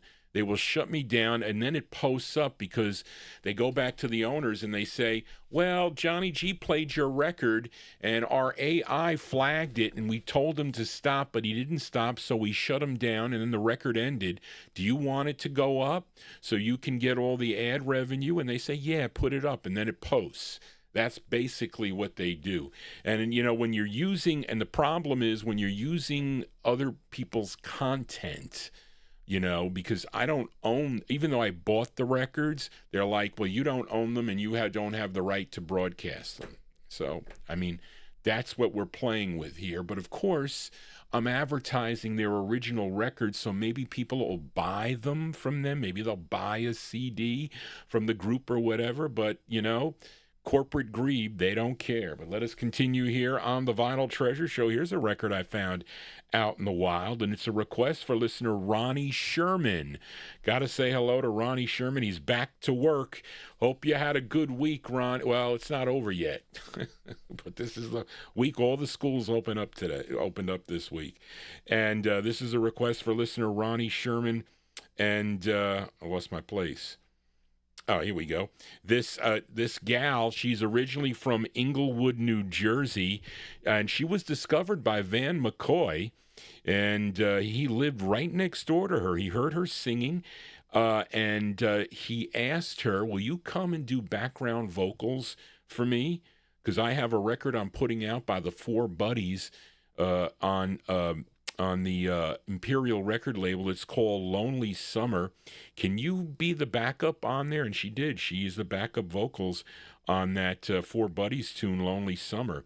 And Van McCoy was instrumental with her getting a contract with the Phillips record label, where she had 2 releases. This was her first that Ronnie requested, and it's her debut single, a tune written by Alan Davis, which is an alias for Van McCoy, and her real name was Kendra Spotswood, but recording under the alias Kenny Woods, Kenni, Kenny Woods.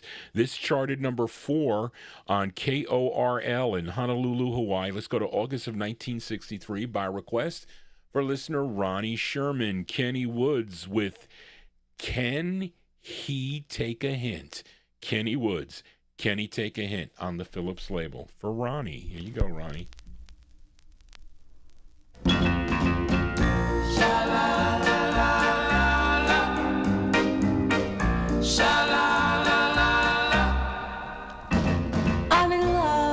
I'm in love with a guy who's as shy as he can be.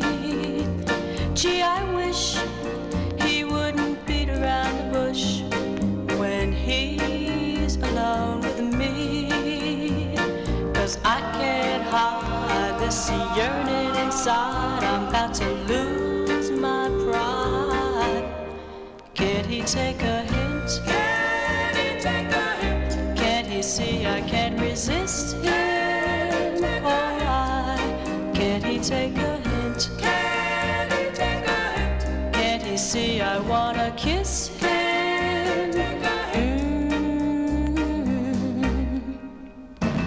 I'm in love with a guy afraid to use his charms? How blind can he be? Why doesn't he hold me in his arms? When will he find that he's wasting time? I'm about to lose my mind. Can't he take a hint? Can he take a hint? Can't he see I can't resist him? Oh, why can't he take a hint? Can he take a hint? Can't he see I wanna kiss him?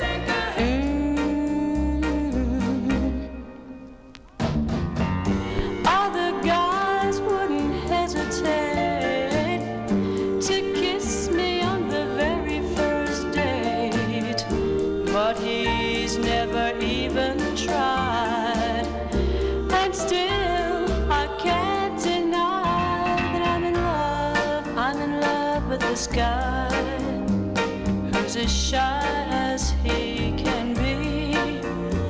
Or am I on the wrong track? Is it just an act he plays when he's with me? Is it the other way around? Am I the clown getting the run around? Should I take a hint? Should I take a hint? And admit there's someone else? I'm just fooling myself. Should I take a hint? Should I take a hint? And admit he doesn't want me and let him be. Should I take a hint? Should I take a hint? Should I just forget him? There you go, my request for listener Ronnie Sherman. And listen, that is a styrene press, and that thing plays pretty nice, I have to admit. Usually the styrenes don't play so well. You want to get promos on those Philips 45s, but there you go, the great sound of Kenny Woods. Kenny Woods, her first of two on the Philips label from August 63. Can't He Take a Hint is the name of the tune. You know, some people, they can't take hints. Especially guys, I think they can't take hints, but they should. Let us continue here on the Vinyltreasure Show and fulfill a request for listener Mnon. Now, if you do have a request, you can send it to me at vinyltreasures@aol.com. And if you do, don't send me one or two. I mean, you don't have to send me 50, okay? But you can send me, like, some people send me 6. And sometimes I have it, like Mnon. You sent me, I think you sent me 4 or 5, I think, and one was a duplicate, but the others I don't have. And some people try it. They say, well, maybe Johnny G has this $5,000 record. I mean, there's always a chance that I may have a $5,000 record. Let's just put it that way. But if you had to flip a coin, it's sometimes less. Well, can't flip a coin. There's no less than 50%, but sometimes I don't. And if you're talking about vocal group harmony records, well, that is a different story. But some of the 60s stuff, because I stopped buying, I didn't go past 1964 or 65 when I was buying the group stuff and into the soul vein. So then I got hip to it, and then I started picking it up. I lucked out a lot on a lot of my records because I got them because I was running labels, so I would end up with a great record or whatever. That's how sometimes I do. Sometimes I tell you I got them on the cheap. But the others I kind of had to work around and pick up. But the group records I did pay a lot of money for. I did.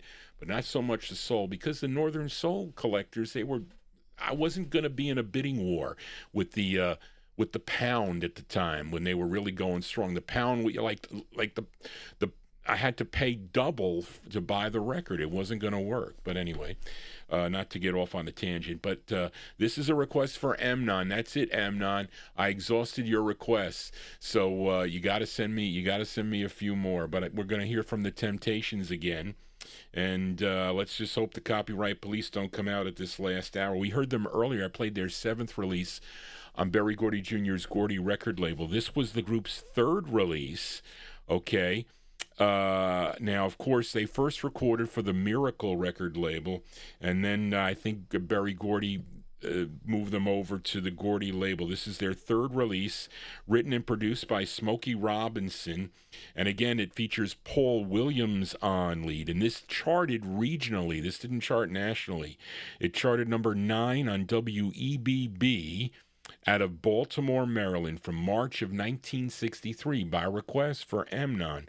The Temptations. It's called I Wanna Love, I Can See. The Temptations for Amnon. Here you go.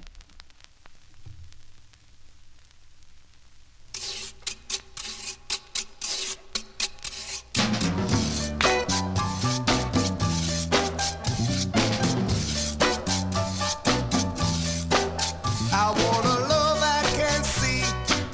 That's the only kind that means a thing to me. Don't want a love you have to tell me about.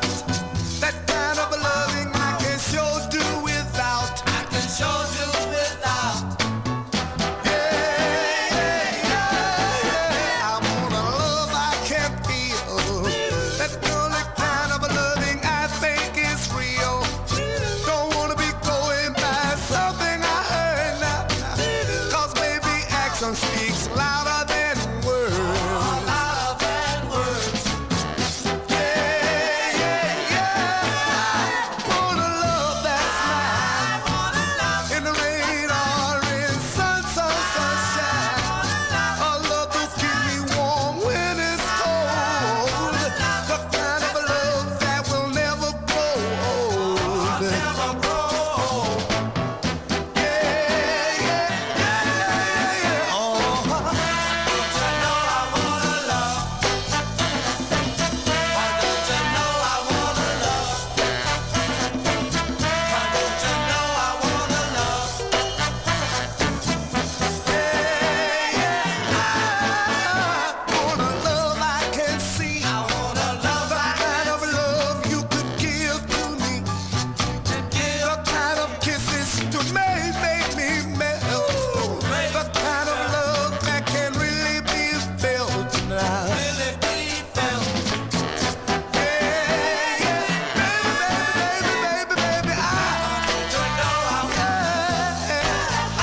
want a love that kind of love really be felt. I don't know I want love. Yeah, yeah. Baby, baby, baby, baby, baby, I don't know I want love. You know I know I want love. I want love. You know I want love. There you go with the great sound of the Temptations there by request for listener Amnon. And I Want a Love I Can See, that when they're released in March of 1963. And that is with Paul Williams on lead on the Gordy record label. Up next, a request for listener Bob Cruz. Let me find his, let me see, that's page 3. It's got to be on page 2 here.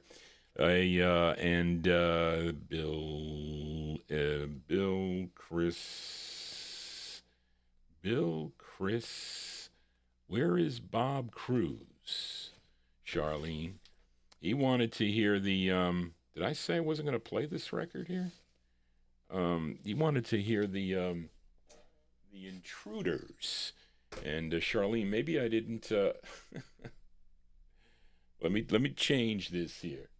Okay. Hold on. I want to make sure that I have it. I don't want to go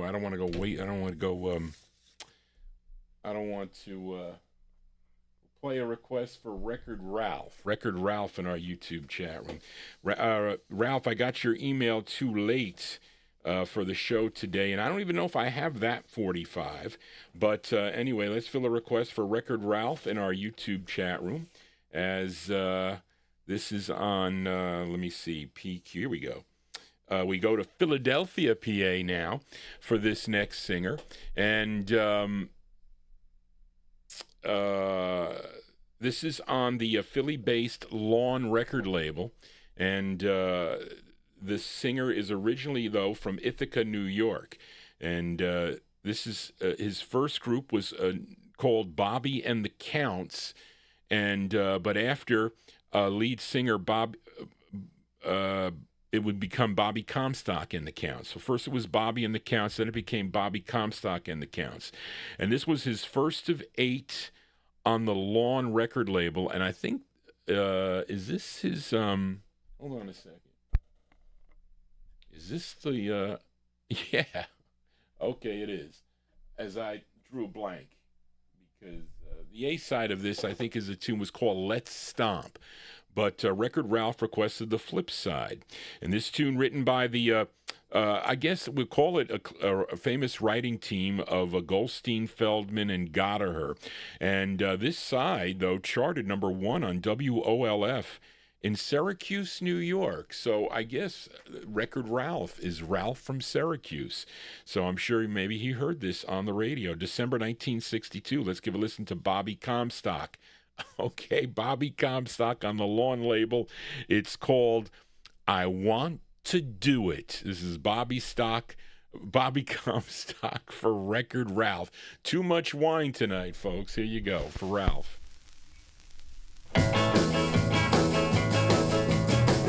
Hey girl, you sure look great. I wanna do it, yeah, I wanna do it.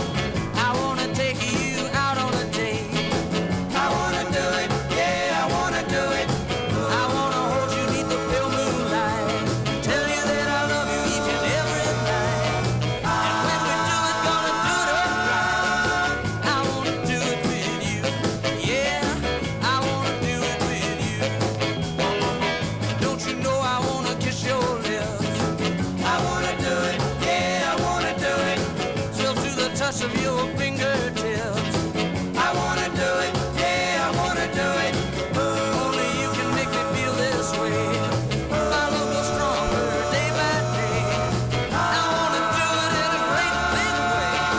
I wanna do it with you, yeah, I wanna do it with you.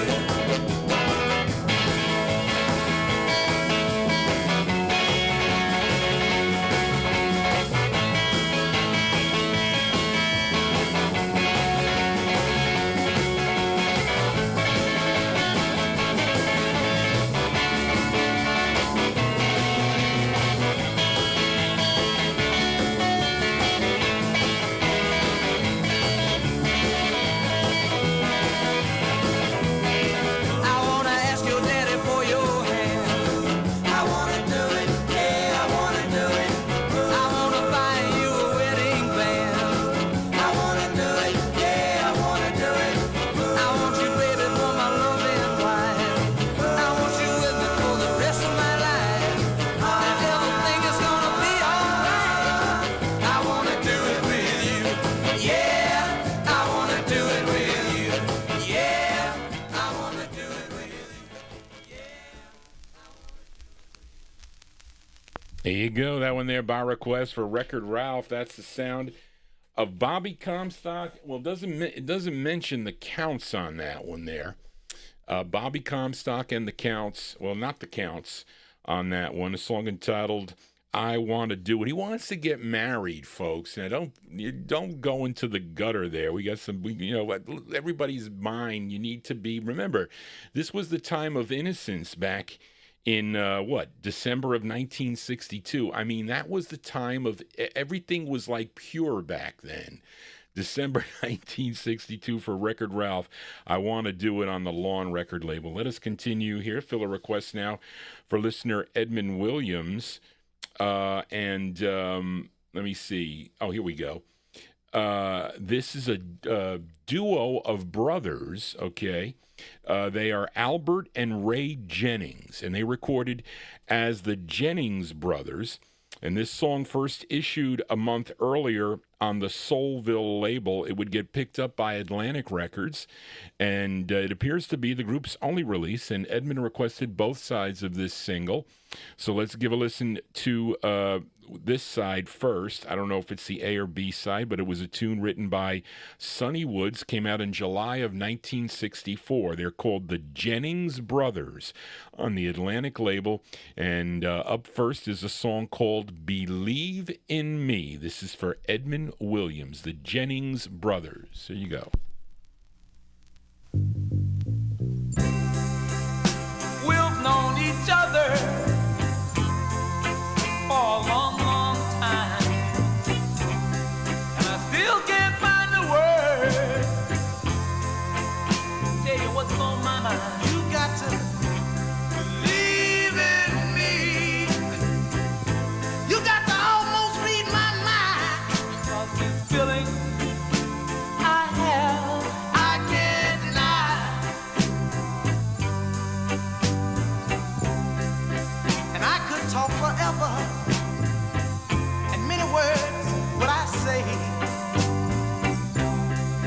But you've heard words before, baby. So I've got to find another way. So you've got to believe in me. You got to almost read my mind. 'Cause this feeling I have, I can't deny.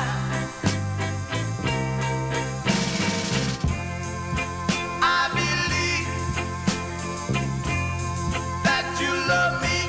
Whoa. So why won't you understand? Yeah, yeah, yeah, yeah. Why won't you say that you do? 'Cause I can't take much more. 'Cause I'm only a man. So you got to believe in me. Yeah. Have a little faith in me, baby. Yeah. Believe in me. Oh, don't ever say that you leave.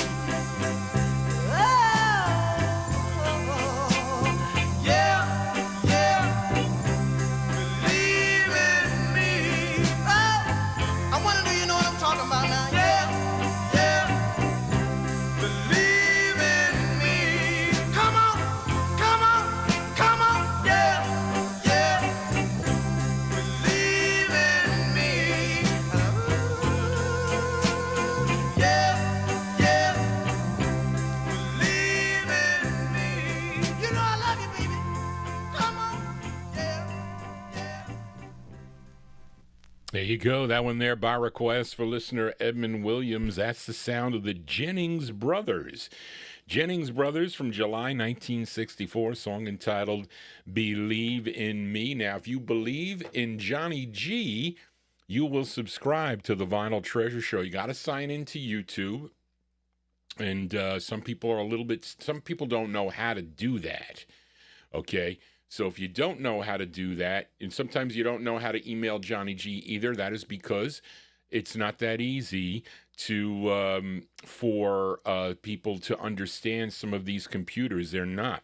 My mother has a hard time with the computers, so I say, don't click that. Don't click that thing. That might not be good. So she doesn't know, because she can use the tablet because she can scroll up and down, but she has no feelings in her fingers, so she can't type. And I have my other PC downstairs in case the tablet goes out. She can flip to that. But anyway, let's flip this 45 over and hear the flip side of this. And this is a styrene press, too. It doesn't play bad, right? It sounded pretty good.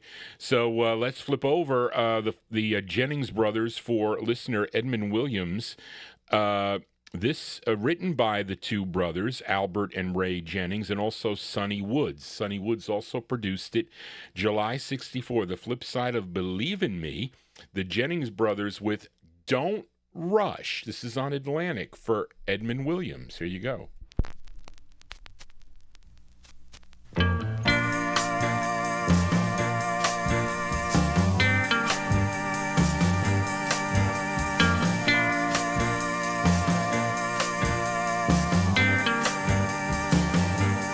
Take your time, don't rush. Take your time, there's no need to rush. We got years and years to come. We got miles and miles to run. And we got love to stay with us. In time, no matter what they say, our love will last anyway. We got years and years to come. We got miles and miles to run. We got love to stay with us. Don't rush, please wait, baby, please wait. Yeah, yeah, yeah. We've got plenty time, honey. Time to hesitate. Yeah, yeah, yeah, yeah. We've got all night.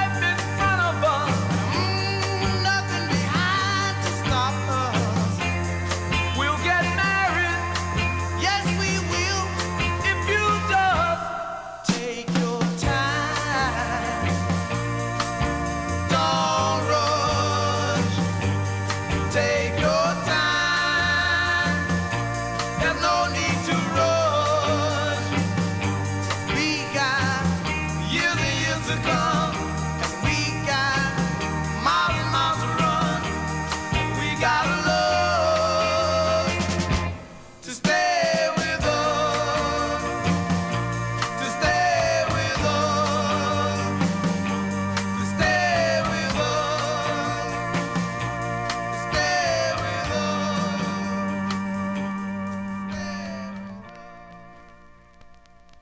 So there you go. They're giving advice, the Jennings brothers there. They're telling them not to rush into marriage.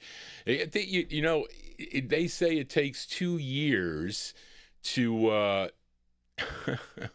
to really know your significant other. I think it takes longer than that, to be honest with you, speaking from experience. But now those are the Jennings brothers. That one there by request for listener Edmund Williams, July 64. We heard the flip side to Believe in Me. That is Don't Rush on the Atlantic record label. Reed said that they were another group there. I forget what he said. You guys are going too fast there. Reed's, I gotta look. But anyway, let us continue here on the Vinyltreasure Show. Fill a request now for Adrian Viterbo in our YouTube chat room. Another girl group sound here. These gals, they're from Detroit, Michigan, and they had 2 releases on Armin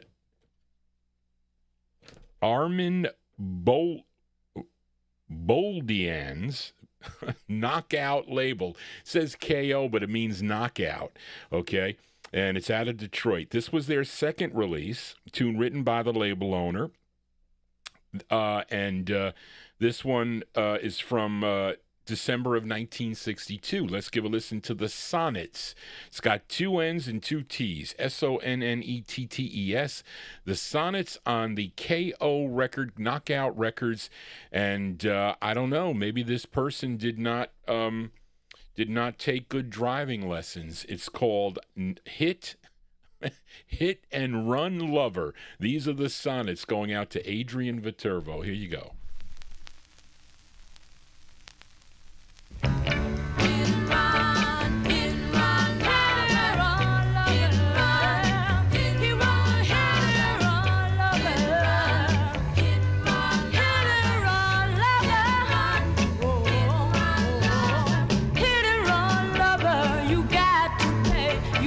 Smash my heart, then you ran away. Don't you know love will catch up with you one day?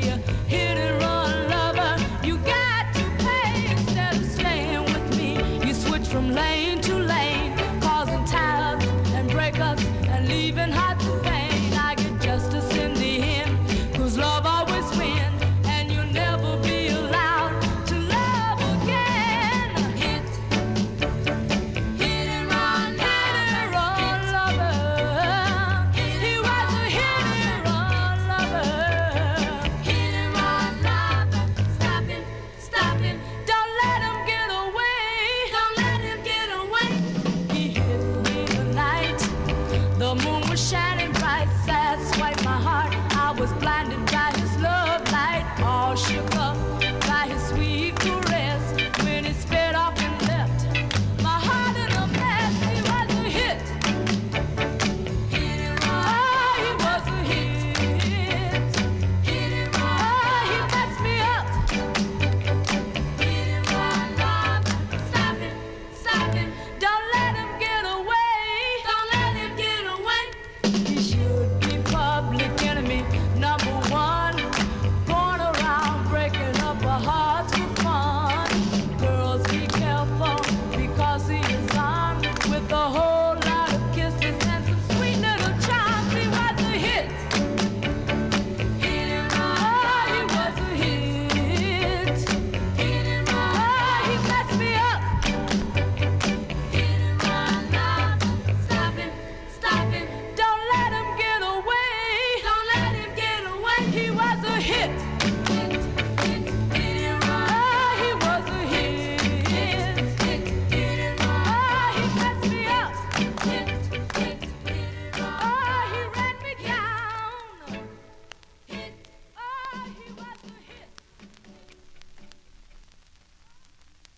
That one there going out to Adrian Viterbo in our YouTube chat room. That's the sound of the Sonnetts.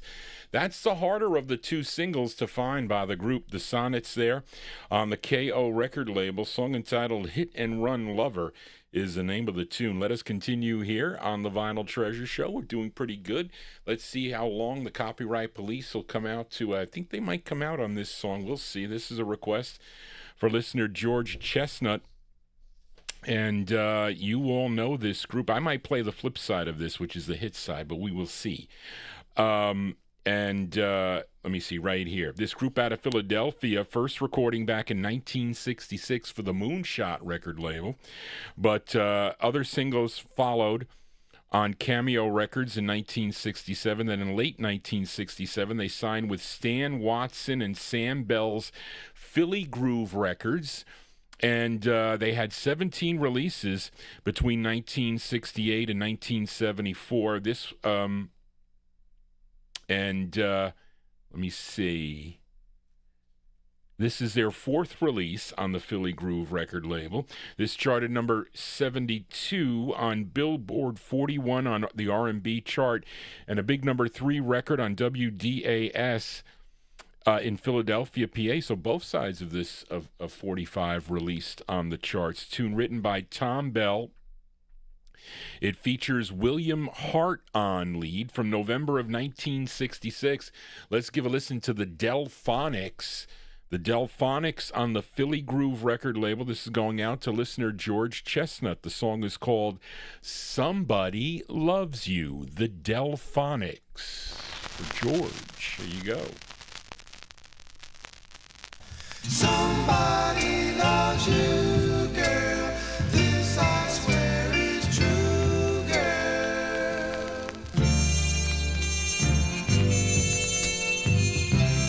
So you think no one cares? Oh boy, what a dumb thing to think of. And if you give me a chance, you give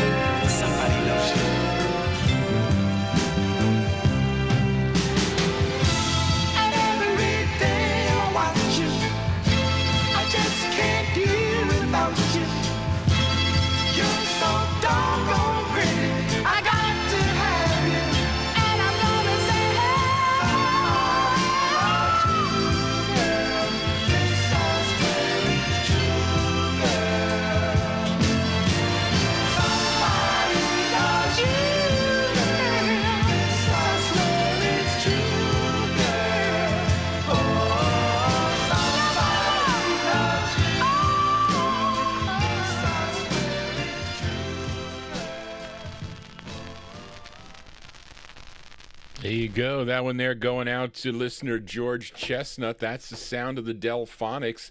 Sound of Philadelphia here on the Vinyltreasure Show. The Delphonics with Somebody Loves You. It's on the Philly Groove record label. I was tempted to play the other side of this record at this part of the program, but not with the copyright police on my tail, because the flip side I like also. Ready or Not, Here I Come is another great tune by the group, but I dare not play it at this stage of the show because I don't want to get shut down here. So let's give them something that maybe going to confuse them a little bit with this next tune, which is, and maybe they should know this record, but maybe not, as we start to get a little funky here on the All 60s edition of the Vinyltreasure Show. Fill a request for listener L.A. Arch. This group from Phoenix, Arizona, and best known for this tune, this on the what was that, Charlene? It was on the Artco. What is that? Oh, on the Original Sound record label. I don't know what that is, Charlene. Looks like a typo. Okay, the group is called Dyke and the Blazers. Okay, it features Arlister Dyke Christian on lead, and he was originally born in Buffalo, New York. He would relocate out to Phoenix, Arizona, and in 1969, he formed this. Wait a minute, 69. That doesn't make sense. Okay. Anyway, let's just give it a spin here. This is on Art LeBeau's, not Art Roop's. Art LeBeau's Original Sound record label out of Hollywood, California. This charted number 65 on Billboard and number 17 on the R&B chart. And this was a big number one record on WJMO in Cleveland, Ohio from December 1966. Let's give a listen to Dyke and the Blazers. Dyke and the Blazers for L.A. Arch. On Original Sound, it's called Funky Broadway, Part 1. This is for L.A. Arch. Here you go.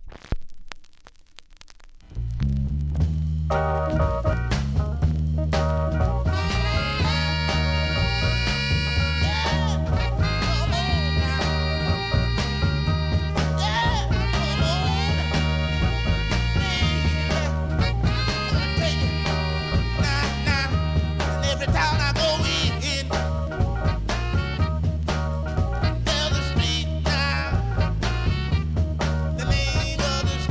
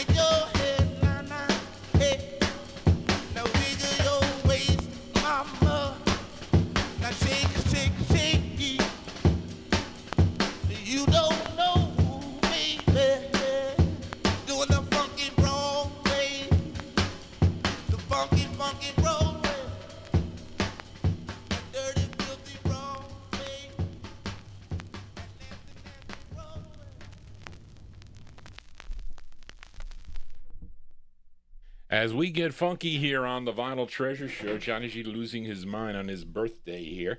But there you go, Dyke and the Blazers. Dyke and the Blazers, December 1966, Funky Broadway on the Original Sound record label. Now, you may know the 1967 hit by Wilson Pickett. He covered that tune for the Atlantic record label. Let us continue here on the Vinyltreasure Show. I know many of you like this next singer from Washington, D.C., and this one requested by Lee the G, but we're going to send it out to a bunch of people in the chat room there that enjoy this singer. I think David Vilma, you like this tune also, and I think Adrian Viterbo likes it also, and his name is Billy Stewart, and I'm looking for my write-up on this tune here. Hold on. Yeah, Lee the G. And I had a couple to pick from, so I picked this one here because... But anyway, he is from Washington, D.C., and he was a big guy, okay? Johnny G's a big guy, too. And he first recording for Chess Records back in 1956 with a tune called Billy's Blues. But he did return to Chess Records in 1962. He had 19 releases on the Chess record label. Now, Lee the G requested his 8th release. It's a song he wrote. This one arranged by Phil Wright. I'm talking about Billy Stewart here, charted number 26 on Billboard, number 6 on the R&B chart, and a big number 1 record if you were tuned in to WWIN in Baltimore, Maryland, from February 65. Mr. Billy Stewart, and his tune is called I Do Love You. Billy Stewart on Chess for Lee the G.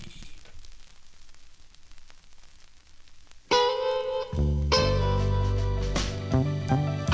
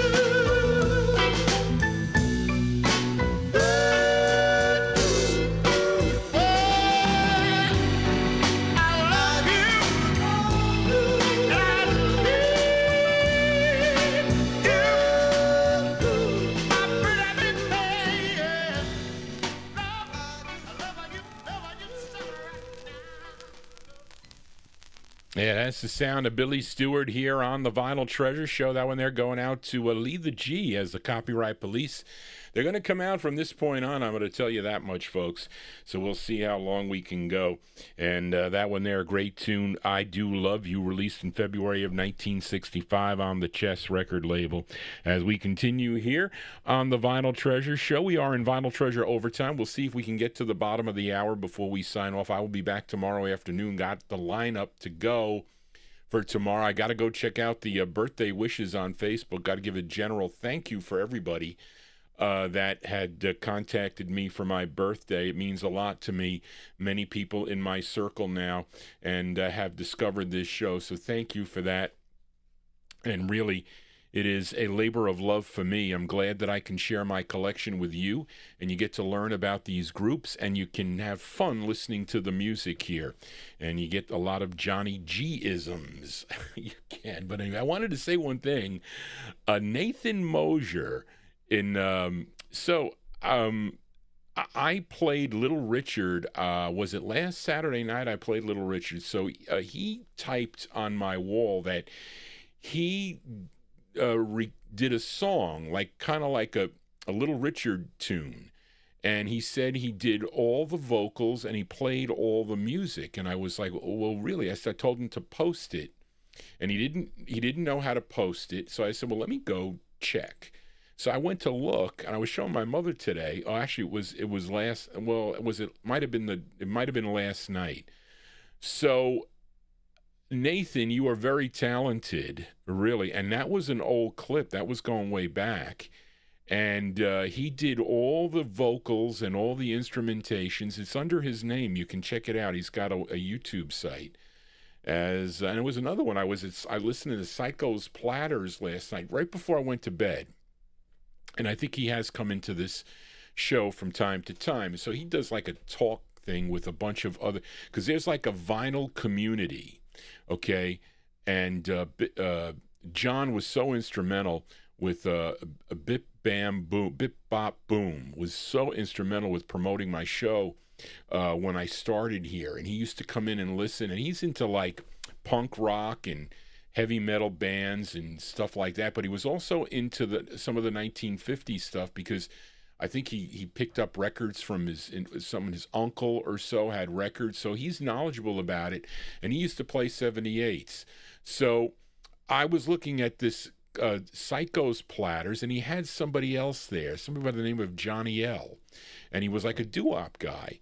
And the Psycho was telling him and said that, you got a great collection, all about. And then this Johnny L said, no, there's this. I was like flabbergasted that he knew about me. And he said, no, you got to see this guy, Johnny G. He's got all these vocal group records, originals from the 50s. And I was like, wow. So I thanked him for that. I said, Psycho, you got to let him know that and I hope he did. But really, that's what I said. There's so many great people and so many, Record Hound also has a page too. You got to check out, and Record Hound, did you play any of those 78s yet that you got? He got a whole bunch of 78s, mostly Canadian 78s. And he sent me some of the scans there. So lots of the people that are tuned into this program also. L.A. Arch has also a YouTube page. So and L.A. Arch has jukeboxes and whatnot and memorabilia, like sports memorabilia and stuff. So you can check him out too. Listen, I'm first to be able to promote people here on the YouTube page. So if you do have a site that you would like promoted, you need to let me know, because so many people come. I have one of my shows, I got 2,800 views. Okay, it's an old show, because when they come to the site, that's the first one they see. But so many views, I'm getting thousands. I'm getting 1,500 views to my site. Lots of them are on the archive. Okay, so a lot of people, because and that's why YouTube is such a big. Even though I have to deal with the copyright police, there's so many people that are tuned in to YouTube worldwide. So I just have to abide by their rules. But really, you got to check out Nathan Mosier's site. He's got records and 78s, and even plays the. Is that a xylophone that you're playing there? It was cool, and he was singing. And he was singing. I know it was older, but still, it was impressive. It was impressive. It was. But anyway, I digress. Let us fill a request now for a Malcolm Baumgart. And again, I'm amazed that people in the UK stay up to listen to Johnny G. Mark Himphin, he was the first one to stay up, and Tony. We haven't seen Tony Crosby in a while. I have a request for Tony Crosby too, by the way, and people are asking for Tony. But when he gets a chance, he'll come back into the chat room. But so many people have come to this show, and I've lost a lot of people too, unfortunately. They're no longer with us. But anyway, so this is a request for Malcolm Baumgart in the UK. And I like this gal. She was born in Beaumont, Texas. First recording for the Eric label back in 1962.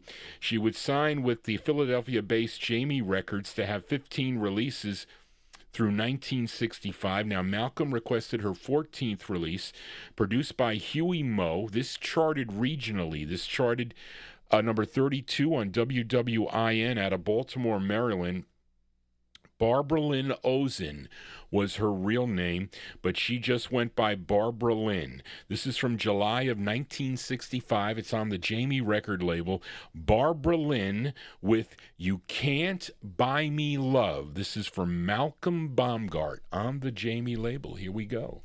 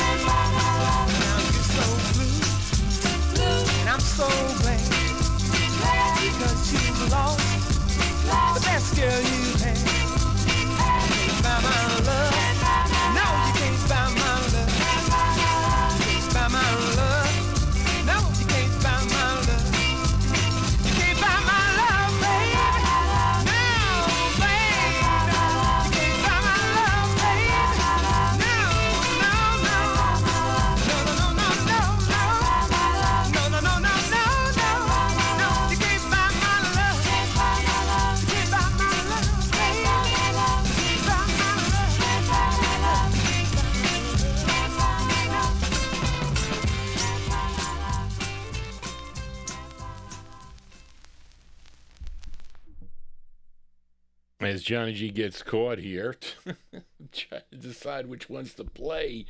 I'm not going to get no copyright police, but they are out on that one there, believe me. I don't know why, but hold on a second here, folks. There we go. And there you go. That one there going out to Malcolm Baumgart. That's the sound of Barbara Lynn, July 1965. It's on the Jamie record label. You Can't Buy Me Love. Now, I should follow this up with the Beatles. Can't Buy Me Love, right? I'm not going to do that.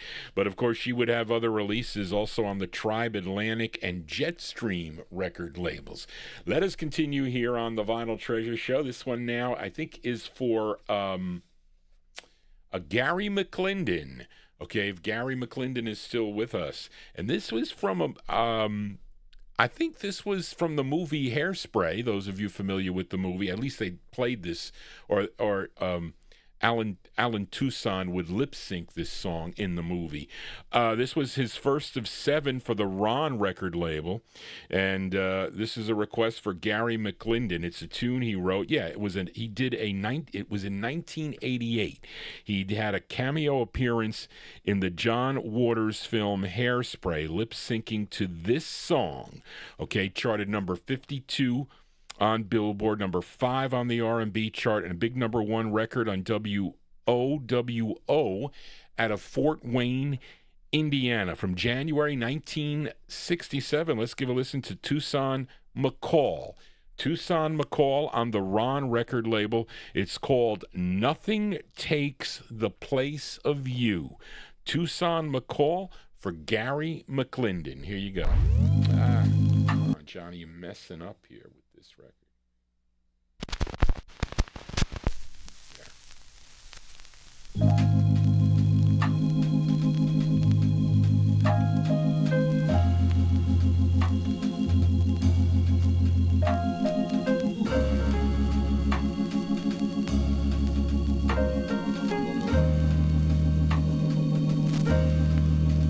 I moved your picture from my wall, and I replaced them, both large and small.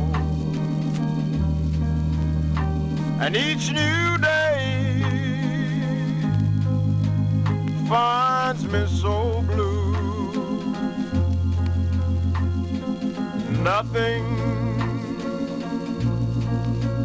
takes the place of you. I read your letters one by one,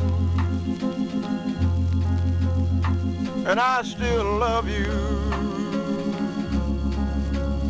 when it's all said and done. And oh, my darling, I'm so blue, because nothing, oh, nothing takes the place of you.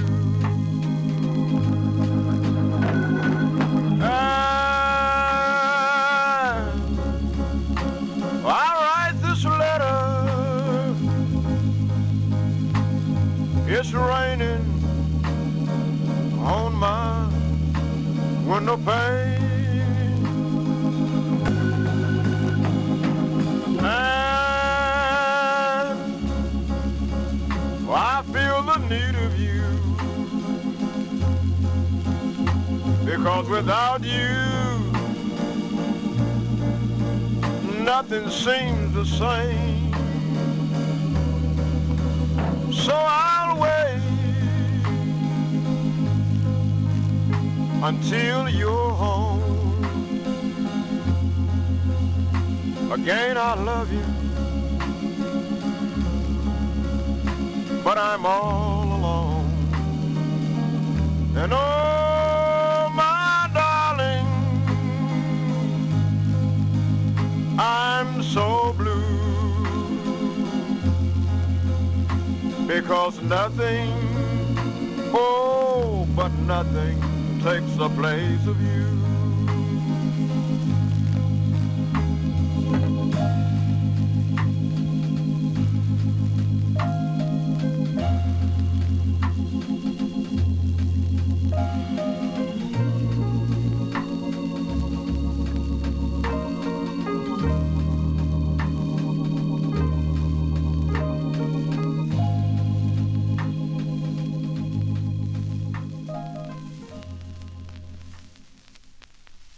There you go. That one there going out to listener Gary McClendon. You know, people heard that song for the first time in that movie Hairspray.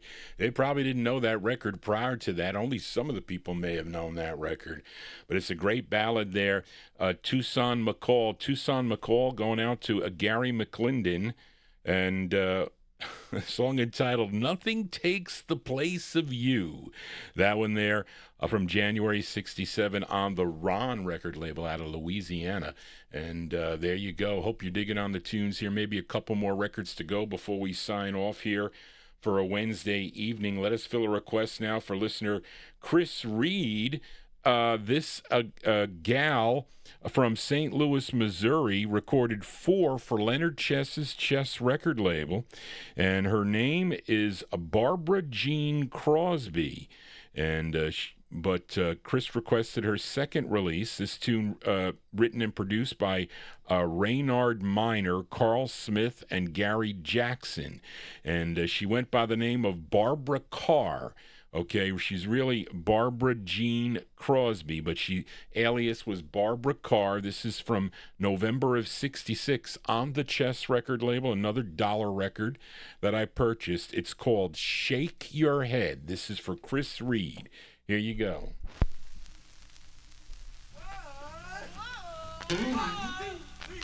Shake your head, shake your head. If you got someone to hold when you're nice, lonely or cold, shake your head. Somebody to walk you in the moonlight, two arms to hold you real tight. Shake your head, shake your head. If you got the real sensation, not the infatuation. Shake your head. Somebody who treats you real nice, who makes you happy 10 times twice. Shake your head, shake your head.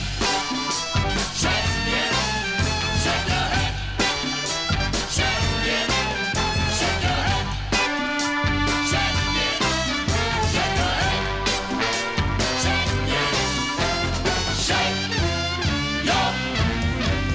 shake your head. If you got someone to depend on, someone who's there when you're free and stand by through thick and thin, hold on to the very end. Shake your head, shake your head. Da-da-da, sha-da-da-da. Shake your head.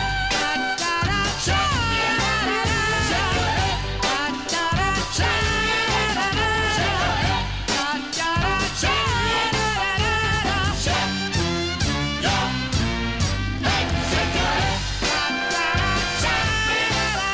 sha-da-da-da.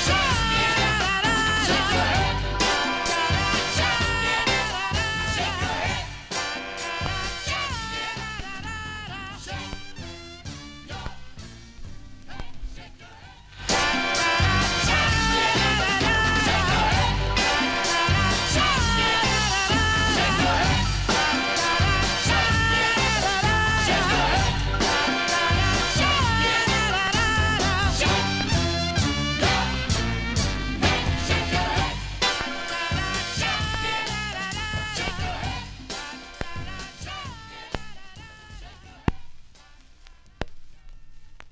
There you go, by request for Chris Reed. That's Barbara Carr. What did I do with the what did I do with the piece of paper?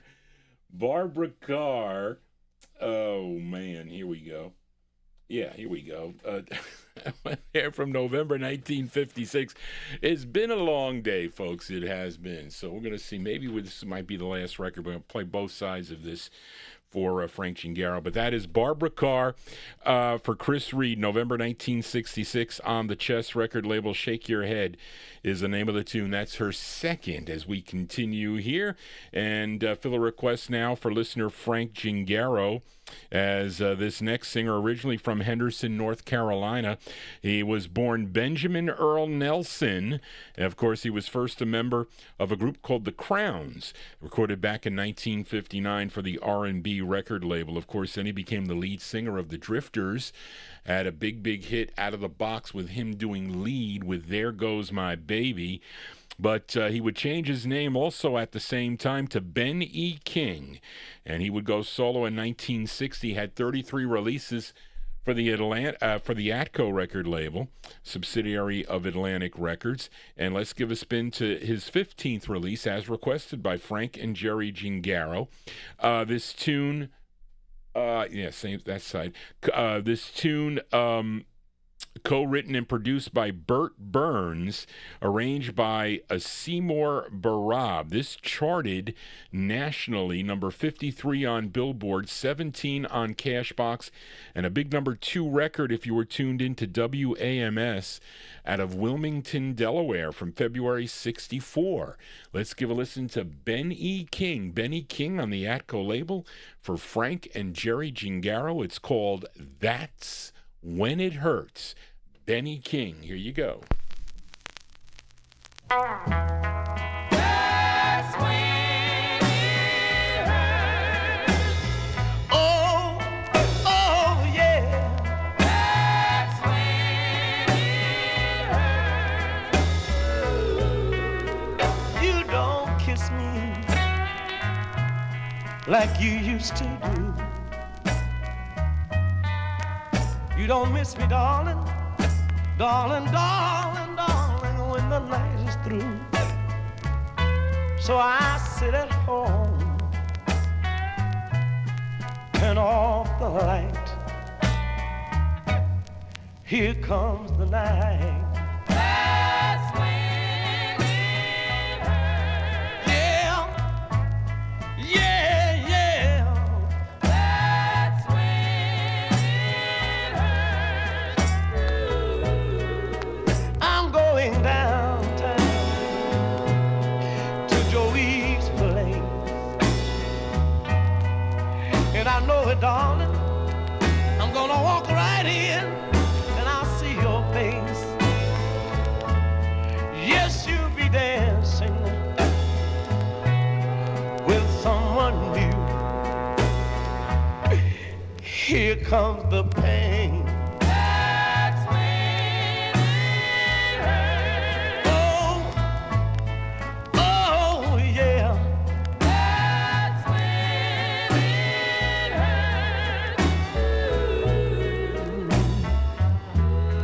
hurts. Then you're gonna see me sitting all alone, baby, at the corner table. And I'll be sitting there smiling, honey, and sitting over there somewhere by myself smoking a cigarette. Then you're gonna feel that you'll have to come over and say something real nice to me. Oh, baby, that's when my eyes will get wet. And I'll walk out the door, and I'll walk back home. Take the same street that we used to take when we walked along. Then I'll see your friends all pitying me. Oh, their sympathy. That's when it hurts. Oh, oh, oh, yeah. That's when.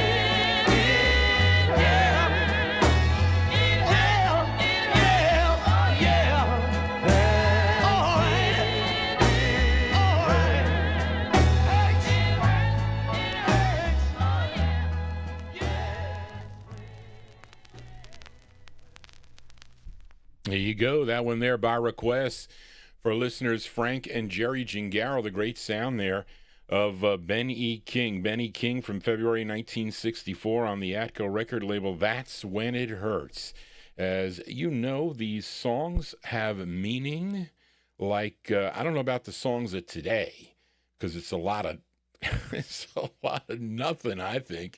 But songs from the past there with these writers and these singers that sing their heart out, I mean, you can't get any better music than this. I mean, I don't know how it is where the thing is going today, but music is not like it was back in the day. Very few can even sing like this. John G. But anyway, thank you everyone for tuning into the Vinyltreasure show this evening. That's going to do it for tonight.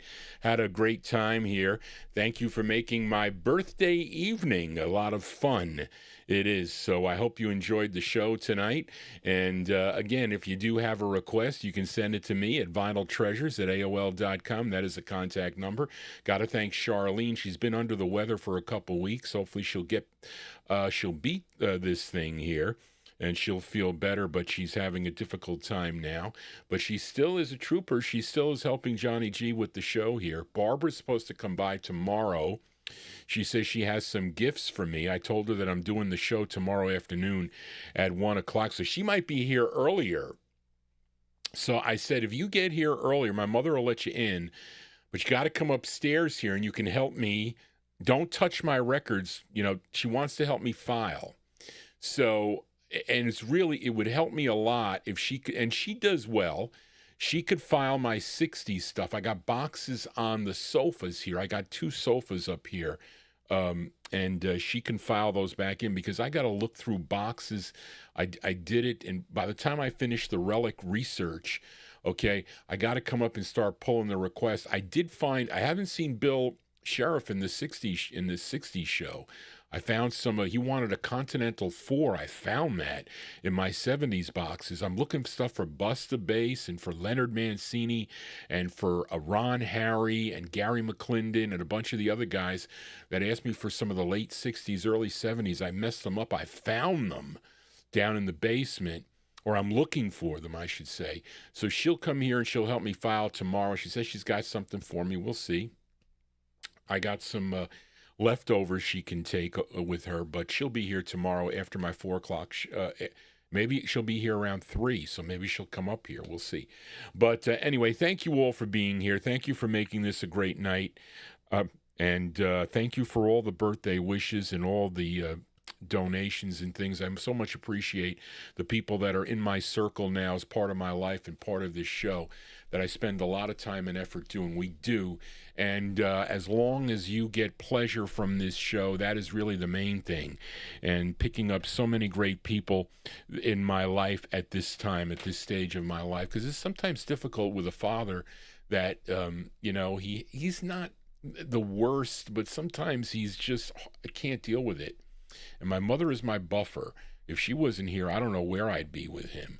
But thank you all for being here again. And the show should be up. They didn't shut me down. If it's never not up on YouTube, you can always go to vinyltreasures.net. You won't get the visual, but you will get the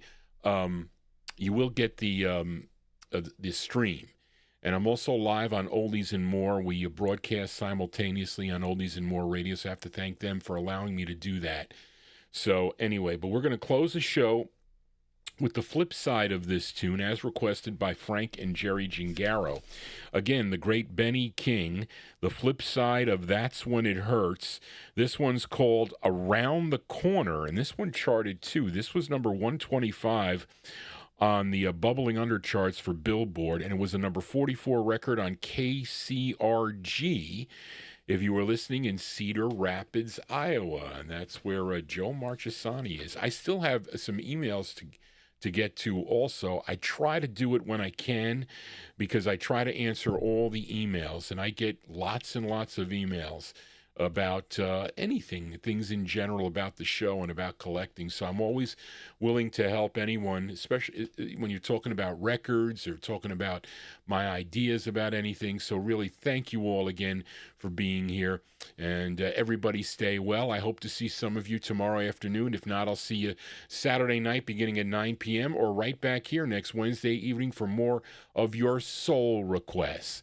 So everybody take care. Again, thank you, Charlene. Thank you all. And thanks for the birthday wishes. Just want to say, everybody, so long. Here you go. This is for Frank Gingaro, Ben E. King. It's called Around the Corner. Take care, everybody. So long.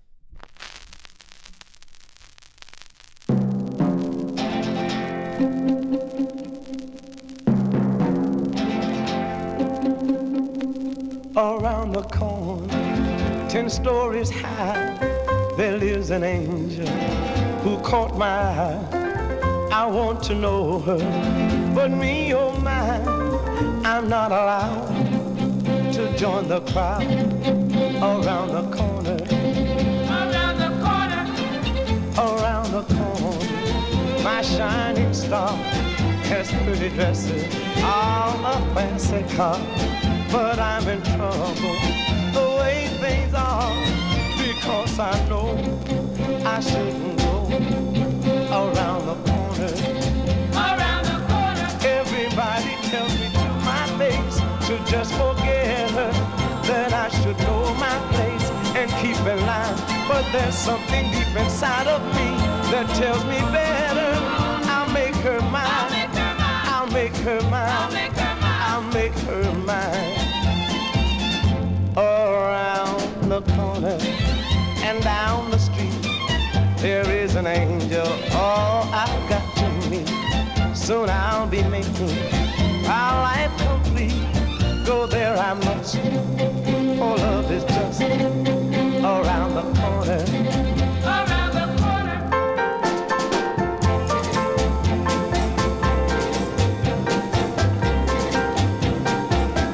But there's something deep inside of me that tells me better.